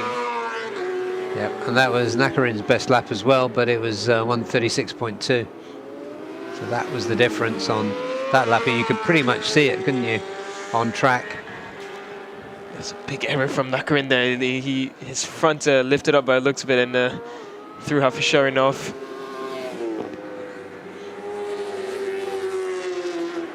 Nakarin's still looking around. Meanwhile, Aslan Shah is third. We haven't seen him on screen, but he's getting the job done too. Casper Daniel on screen now in fifth, so better from him. The best lap of 1:37.1. And he's pushing hard now. Medium front, soft rear for him. He goes into turn 9. Backing it in, dare I say, he's looking more like the Casper Daniel we know and love. Yeah, Casper's always been a brilliant aggressive rider. It's just a shame that they've been missing out some top speed here and there. So let's hope a comfortable Casper can make the most of what he has. Oof, a twitch there on the exit for Casper, but keeps it planted. That's my improving through sector 2. Decent sector 1, not great, but a decent lap coming in from Kasma. Don't think he will improve on this one though. Oh, he does at 136.7. So by the looks of it, Kasma loses quite a bit in sector 1 itself. So if he can fix that issue, it'll bring him right up into the top 3. Yeah, and we're back with the rider occupying P3 as he has been for a while now, Aslan Shah. Ooh, bit of a moment there for Aslan. So yeah, we'll forget that one. He's annoyed with himself. But it's not the end of the world. Still about 20 minutes left, so plenty of time for Aslan to get in a few good laps. Hafisharin not backing down, and he's just set the fastest sector 1 and a really good sector 2 again, so Hafiz coming into form. I was speculating last run that this might be a good track for the Ducati just in the nature of it, so Hafiz really making the most of it. Yeah, and for the first time in this session we're seeing Sho Nishimura, the young Japanese rider, in as a wild card for TKKR. 22 years old, experiences in the Asia Talent Cup, CEV, All Japan Championship. He's got quite a resume. Yeah, and now on the big bikes. A couple of crashes this morning, so already a learning experience. Lachlan Epis has been putting the work in too. The best time of last time around, 1:37.79.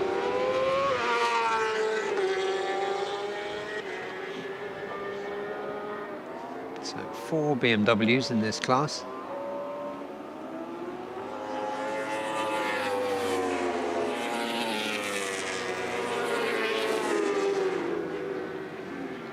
The last lap, Hafisharin did find an improvement, just slightly 134.7.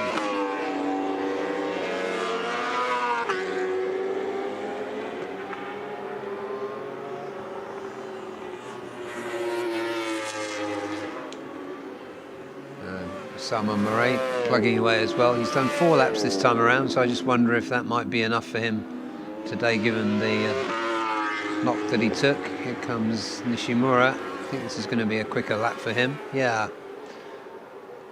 it's 5.6 seconds off, but that's improving for him.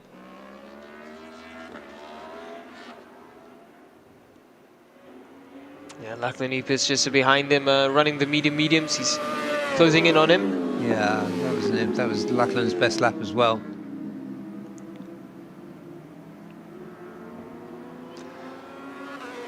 So TKKR BMW and an Evolution Sports BMW.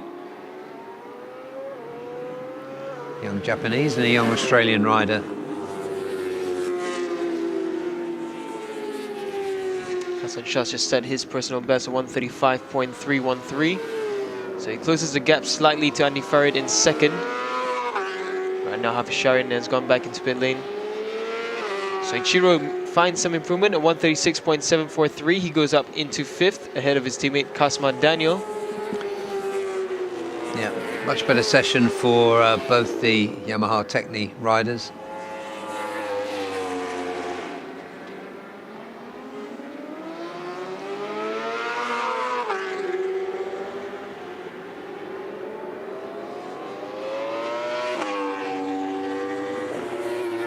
Lachlanif is not really in a hurry on this lap, so I think he might be heading back to his pit box. We still have 17 minutes left, so plenty of time to do a quick adjustment here or there. And try a final push. Breather there for Hafiz, but still 17 minutes remaining in this session. He's got plenty of time. He's got a 3/10 cushion at the top of the timing screens currently over Andy Farid.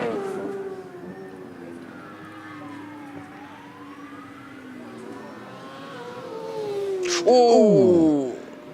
Aslan going straight across there. That's a fast trip through the gravel for Aslan Shah.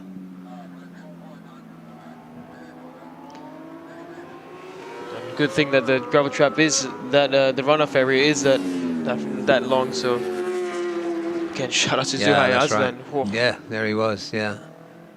See what happened? He had to pick the bike That's up. It. Yeah. He knows what he's got to do at this point. Over the grass and onto the gravel, and that's the important thing. He's staying on the gravel. What a save from Aslan. And again, shout out to Zhuhai for making that runoff with enough space to slow the bike down. That's a fast error there for Aslan.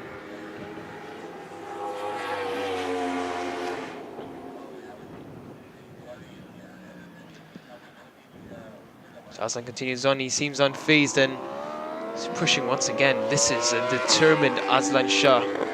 The thing is, if you understand what went wrong, it doesn't scare you so much, does it? And he's still pushing. Maybe just take a breath. Yeah. Is that confidence that he's had from training? Yeah. Let's take another look.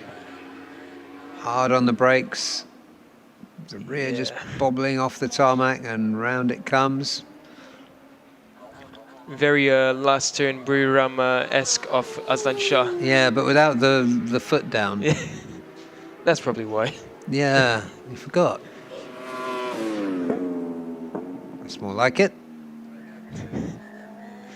Yeah, I wonder if Aslan's going to push on, and yeah, it does look like he's pushing on for another lap. So he is very determined. He's confident in what he's doing.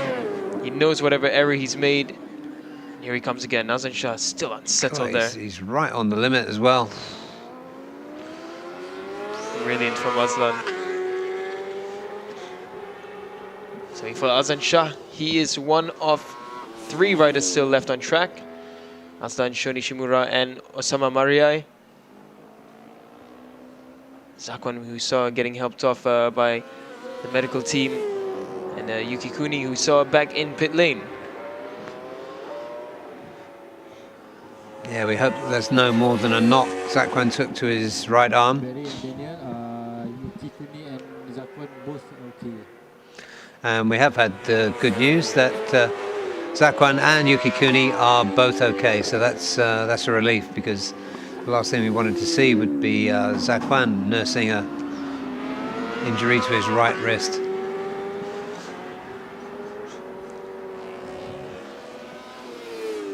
Here we are. We're having a show from the entertainer himself, Aslan Shah. Yeah, I have a feeling that what Aslan's doing now is race rhythm, because he's not... Oh, well, he's just set himself up there again and looked behind. I had a feeling that he was going to just try to find where his consistency would be at. But for now, it looks like Aslan will be backing off.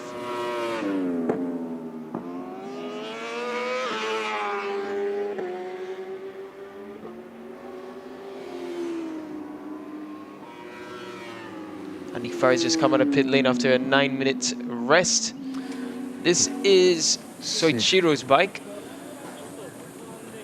Yeah, both the Yamaha Techni riders taking a break. We've still got 13 minutes left, so plenty of time, and it's a much better session for both of them in 5th and 6th. And I don't know if you saw it, Daniel, but the track walk the 4 Yamaha guys, Technique riders, did. It's quite interesting to see Soichiro, who can seem quite reserved at times, was giving Kazma as good as he got in terms of having a ribbing. Yeah, I think that it's a good duo because both of them are just very cheerful riders, and I think that does help in team chemistry. So hopefully they can get good results. Yeah, it did. It looked good. It's good to see. There's Azan Shah Kamarzaman getting a well-deserved sit down after 2 really big moments. Yeah, look at the chips there. Parts of the livery coming off completely. Yeah, I wonder if that's stuff being kicked up off that stuff at turn 14.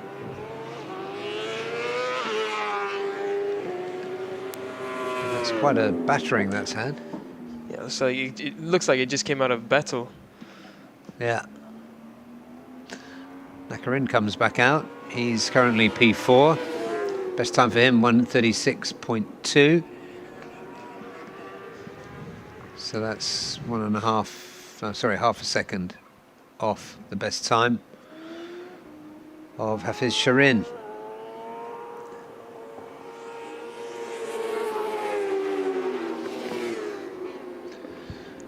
Here's Andy Farid now. He's on a flying lap, but it's not an improving one. Nakarin and Soichiro, who we saw coming out from pit lane. Yeah, that's another one in the mid 135s for Andy. And again, I think you quite often see a little bit of race simulation going on in these free practice sessions. And as we often comment on the pace of Andy Farid. He's doing it again. He's consistent, he's focused, and he's really matured since becoming into this championship as a rookie in the thousands class. Yeah, it's like the stepping up, stop those occasional mistakes that we used to see. He threw away 2 races even in his championship year in 2022 in 600s. So this is really good to see. He's really a unit now, as Australians would say.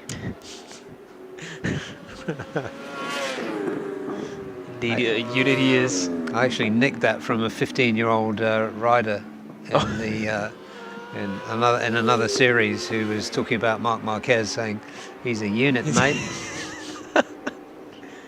Well, I think that the term unit should be used for Lachlanipis. He makes the BMW look small.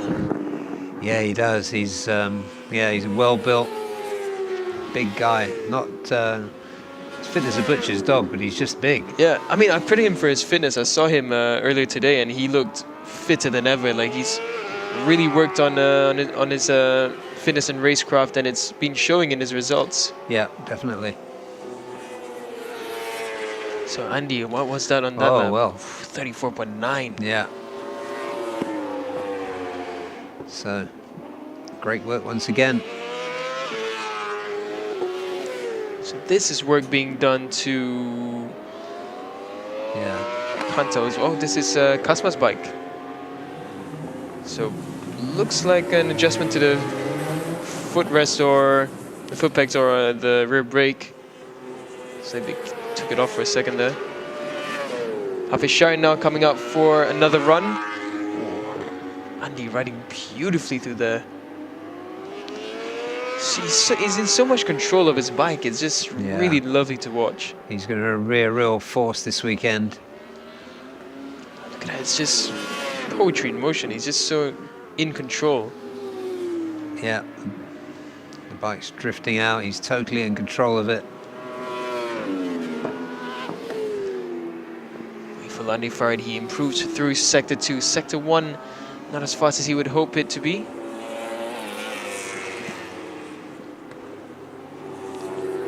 Here comes Andy. Ooh, big twitch there as he exits. We've seen that a number of times with the Hondas. That was down at... Is that going through the kink at 13? Or out the exit to 12? Yeah, it was exit to 12, yeah. So that was a 35-1 again from Andy Farad. So the consistency is unbelievable. High 34, low 35s. Yeah, brilliant work. So Hasan Shah's also coming out now from pit lane. Lachlan Ipis, Sho Nishimura as well. Yeah, in terms of the form we've seen so far, what you've seen with Andy Farid is undeniable. Hafiz Shirin, again undeniable. And provided there wasn't too much of a knock to Zakwan, also very good form from him. So Kasman now with this ritual. Never got the opportunity to ask him what that means for him. Something he's done for the past few years. Or something. It goes from a prayer and then he does this thing at the tank, and it's so unique to him, and it's something he never leaves out on track without doing. Tell you, Joe, this is going to be his first time actually setting a flying lap, because he's done 4 laps and his lap time on those laps were 4 minutes. Yeah. Now here's Havisharin, he's on a push lap. He's just come out to start his flying lap. Sector 1 though, not the desired time for him. Yeah, Fizz looking businesslike on his out lap too.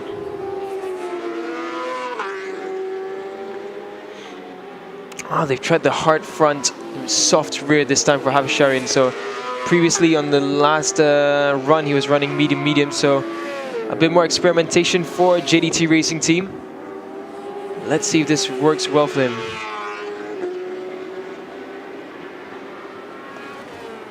So far in Sector 1, it's not been not been it for him. So I think the next lap will be a bit more telling as he gets accustomed to that rear tire and the hard front. To the gas goes Havisharin. It's a 1:35.3, so not a bad lap time. Well, that was great. I had him on an out lap. Obviously not. That would be amazing. His out lap must have been quick as well. Yeah. There's Andy Farid. In the pit, there's 5 minutes remaining. Just looking for chips on the paintwork there as well. Doesn't look so many. Yeah, it's not as bad as Nakarin's bike. That was Hafiz's bike, wasn't it? We were.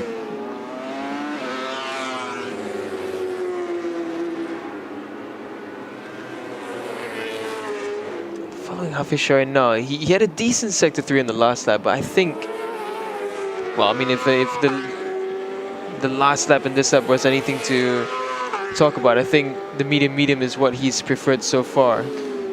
Yeah, he was looking a bit loose there under braking into. Turn 10.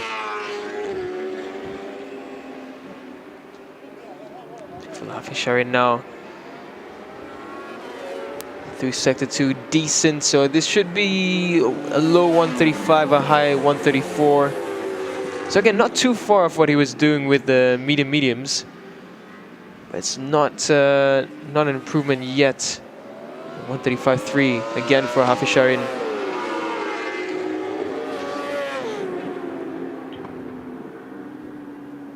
Yeah, for me that doesn't look quite as planted as running on the mediums. Yeah, it looked like with the mediums he was able to be a bit more aggressive. Here's Aslan Shah. That could be the master of aggression. He's just done a 135.145. So that's an improvement for him. Sho Nishimura in front of him. Yeah, it's a really good indication of what the what pace you're going to need to be on tomorrow. Mid to low 135s. Well, if it's dry. Yep. it would be nice if we saw race 1 dry, race 2 wet. It would be interesting to have 2 completely different races. Yeah, it would. You're right.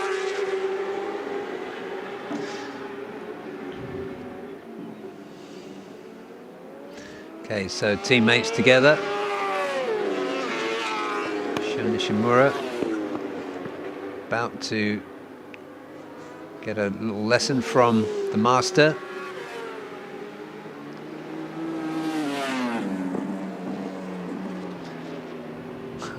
That's it. The recognisable way that Aslan Shah gets past people. You go over there, I'll go through here. Yeah. Man, just the way Aslan was exiting there, the rear was just kicking out ever so slightly, and he's keeping it so controlled. Here comes Aslan. This is going to be a good lap as well. It's a 134.8. He goes second. Aslan Shah just 0.09 away from Hafiz's best time. Looking to respond. Well, he won't have time to respond. Is Andy Farid. Yeah, they're trying to rush him up, but there really is no time to get him out. No, he won't do it. I think the best that they can do for the remaining time that he has is maybe just do a practice start, but that's about it. Oh, nice new tyres as well.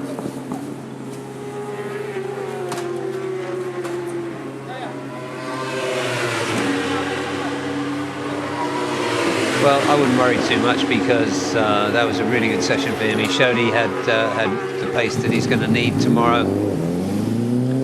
Yeah, the consistency was amazing from Andy. Just go and scuff those tyres up a little bit.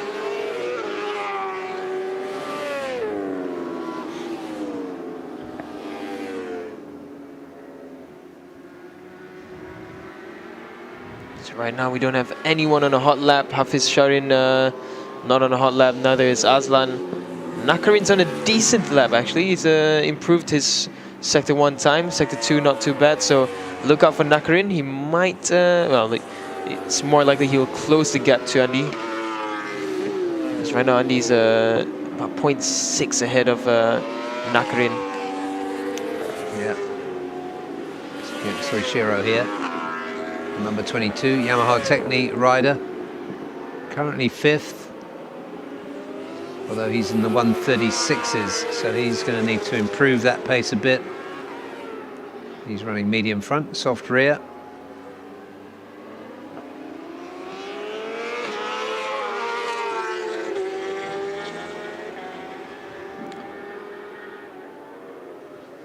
Osama persisting.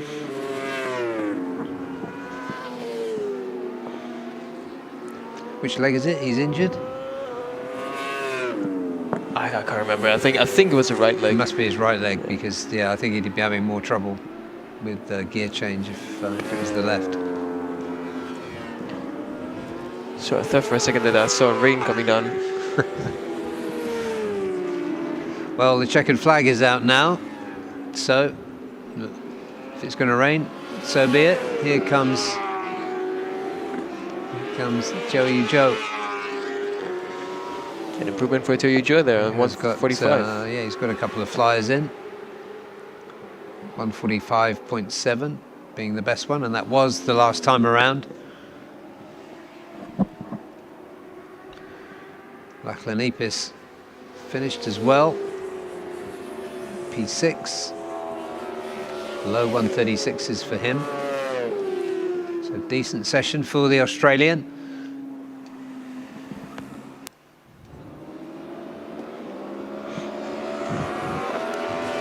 There's a Ducati of JDT Racing Team, ridden by Hafiz Sharin. And it's been a really good job from Hafiz and the team. After what was a really chaotic round 1 for them, they've come into Zhuhai now and they've topped the dry session of the day in practice 3, and I think they can really be moving forward to tomorrow with their heads held up very high. And just see the Victor Racing Team member there just putting the crutches of Osama Murray just on the right of the screen there, all ready for him when he gets off the bike. It's the kind of teammates you want. So there we are. That was an impressive run there from Hafiz Shirin for JDT Racing Team, 134.798. And next best was the evergreen Aslan Shah Kamaruzzaman on TKKR BMW, 134.889. Andy Farid also in the 134s. It's a shade slower than Aslan, but only a shade. He was P3. Fourth, Nakarin, 135.5. Fifth, Kazma Daniel, better session from him. Sixth, Lachlan Epis, decent session from him too. Soichiro Minamoto, Kazma's teammate for Yamaha Techni Racing Team Asia, was seventh. And eighth, Pasawit Titivarak for Astemo S1 Racing with Thai Honda. And wildcard, Sho Nishimura for TKKR BMW was 9th. 10th, Osama Murray. 11th, Cho Yu Zhou. Cheng Hong Yang for Jimmy Racing Team was 12th. And there was no time recorded for the unfortunate Zakwan Saidi for Honda Asia Dream Racing. We hope to see him back in full form tomorrow. And that brings us to the end of a hectic day's free practice. We've seen a bit of everything, all kinds of weather, dry, wet, in between, and plenty of action. And so the riders have had all the experience they need, all the data they need for whatever the gods throw at us tomorrow, weather-wise. And so you can be sure that we're in for a fantastic morning of qualifying and afternoon of racing. Race 1 will be tomorrow afternoon. We will be beginning at 8 o'clock in the morning, where we have the 2 qualifying sessions, 1 and 2 for the Underbone 150s, and there you can see on your screen. So we will be back with you. That'll be Daniel and I in the morning. We will be joined by the great Des Corkill in the afternoon for the racing. So come back with us. We'll be live from 8 a.m. tomorrow. Have a good night, and we'll see you for Saturday morning for round 2 of the Idemitsu FIM Asia Road Racing Championship, coming to you from Zhuhai International Circuit. We'll see you then.